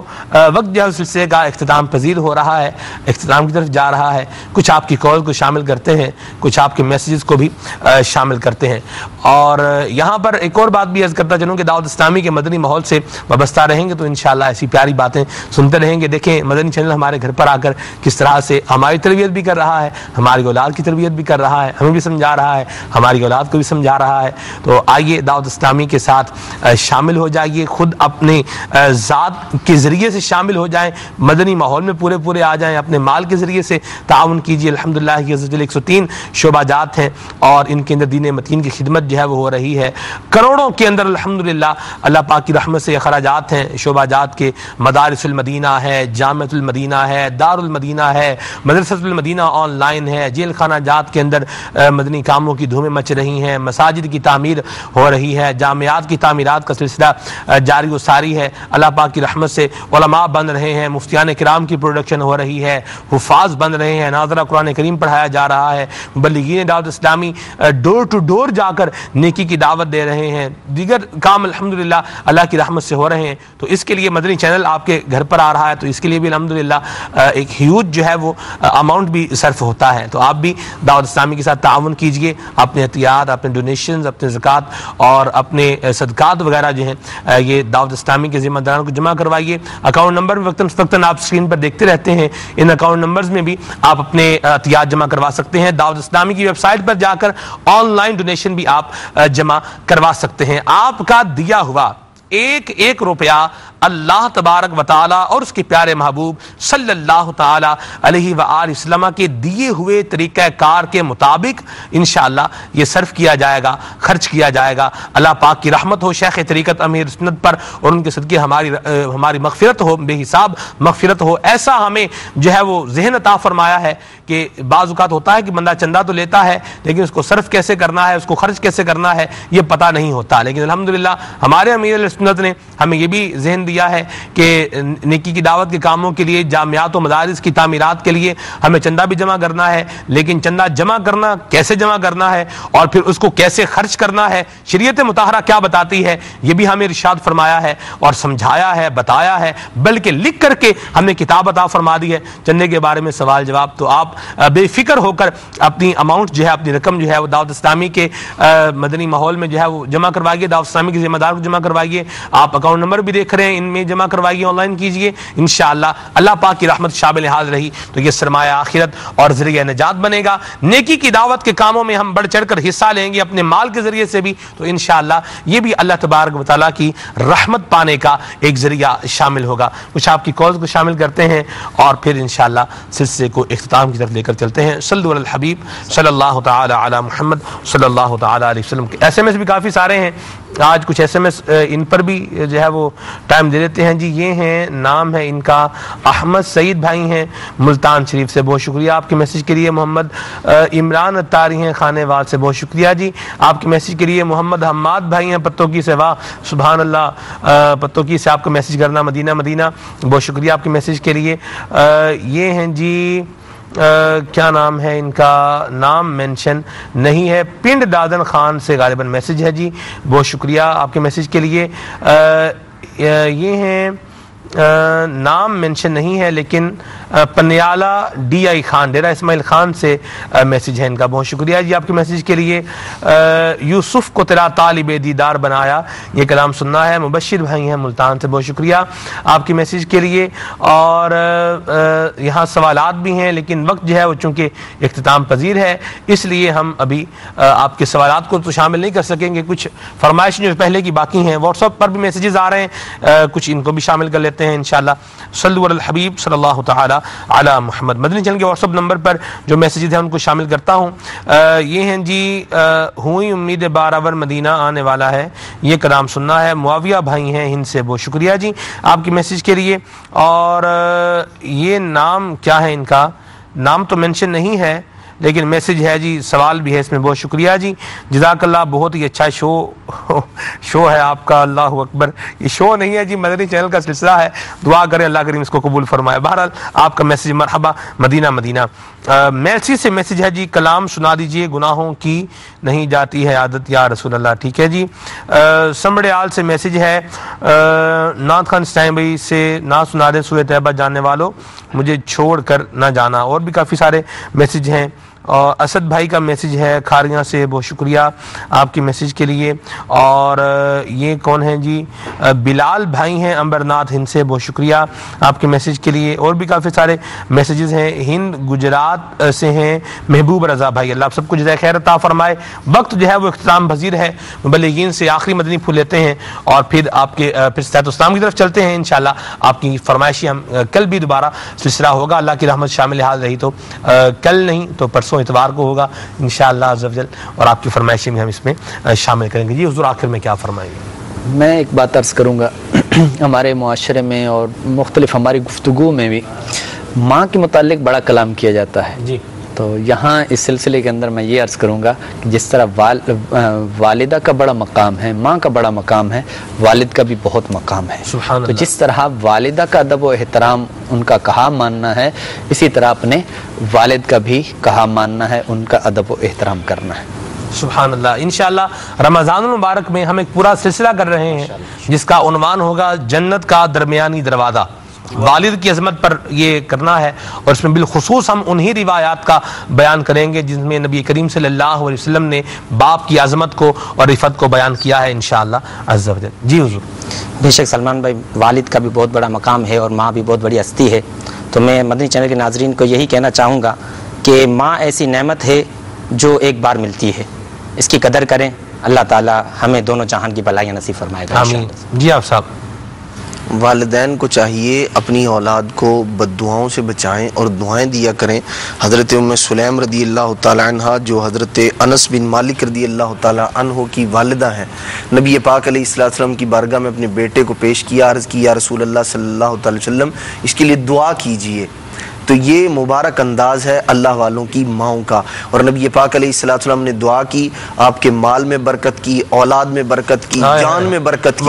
अल्लाह तबारक व तआला ने 100 साल के करीब उम्र अता फरमाई और आल औलाद इतनी अता फरमाई 100 से ज़्यादा, और माल इतना अता फरमाया। फरमाते हैं कि अंसार में اکثر لوگوں میں اللہ تبارک تعالی نے مجھے سب سے زیادہ دولت مند بنایا. واہ واہ سبحان اللہ. اور والدین کو یہ چاہیے کہ اپنی اولاد کو دعائیں دیا کریں اور دعائیں ہی کروایا کریں، بد دعاؤں سے محفوظ رکھیں. سبحان اللہ. آئیے صلاۃ و سلام پڑھتے ہیں اور سلسلے کو اختتام کر لے کر چلتے ہیں. صلو علی الحبیب صلی اللہ تعالی علی محمد. تاجدار حرم عیش ہے شاگردی، تم پہ ہر دم کروڑو درود و سلام نگاہ کرم ہم پہ سلطان دی، تم پہ ہر دم کروڑو درود و سلام. عشق سے تیرے معمور سینہ رہے، عشق سے تیرے معمور سینہ رہے، لب پہ ہے دم مدینہ مدینہ رہے، لب پہ ہے دم مدینہ مدینہ رہے، بس میں دیوانہ بن جاؤ سلطان دی، تم پہ ہر دم کروڑو درود سلام. پھر بلا مدینے میں عطار کو، پھر بلا لو مدینے میں عطار کو، یہ تڑپتے طیبہ کے دیدار کو، یہ تڑپتے طیبہ کے دیدار کو، کوئی اس کے سوا آرزو ہی نہیں، تم پہ ہر دم کروڑو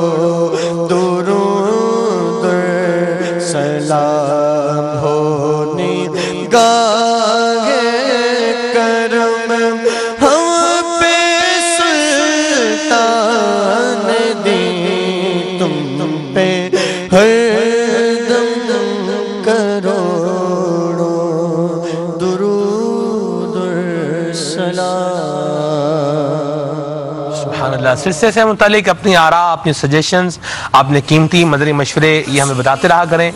مدنی چینل کے نمبر پر، واٹس ایپ نمبر پر، اور ٹیکسٹ میسیج کا نمبر ہے، ٹیلی گرام کا نمبر ہے، اس پر اپنا فیڈ بیک دیتے رہا کریں. کیا بہتری ہونی چاہیے، کیا پازیٹیو ہے، کیا نیگیٹو ہے، کیا ہونا چاہیے، کیا نہیں ہونا چاہیے، کیا تبدیلی ہونی چاہیے، ضرور بتاتے رہا کریں. انشاءاللہ ہم آپ کے فرمائش، ہم آپ کے مشوروں پر، آپ کے سجیشنز پر ضرور غور کریں گے. مدنی چینل دیکھتے رہیے. صلو علی الحبیب صلی اللہ تعالی علی محمد صلی اللہ علیہ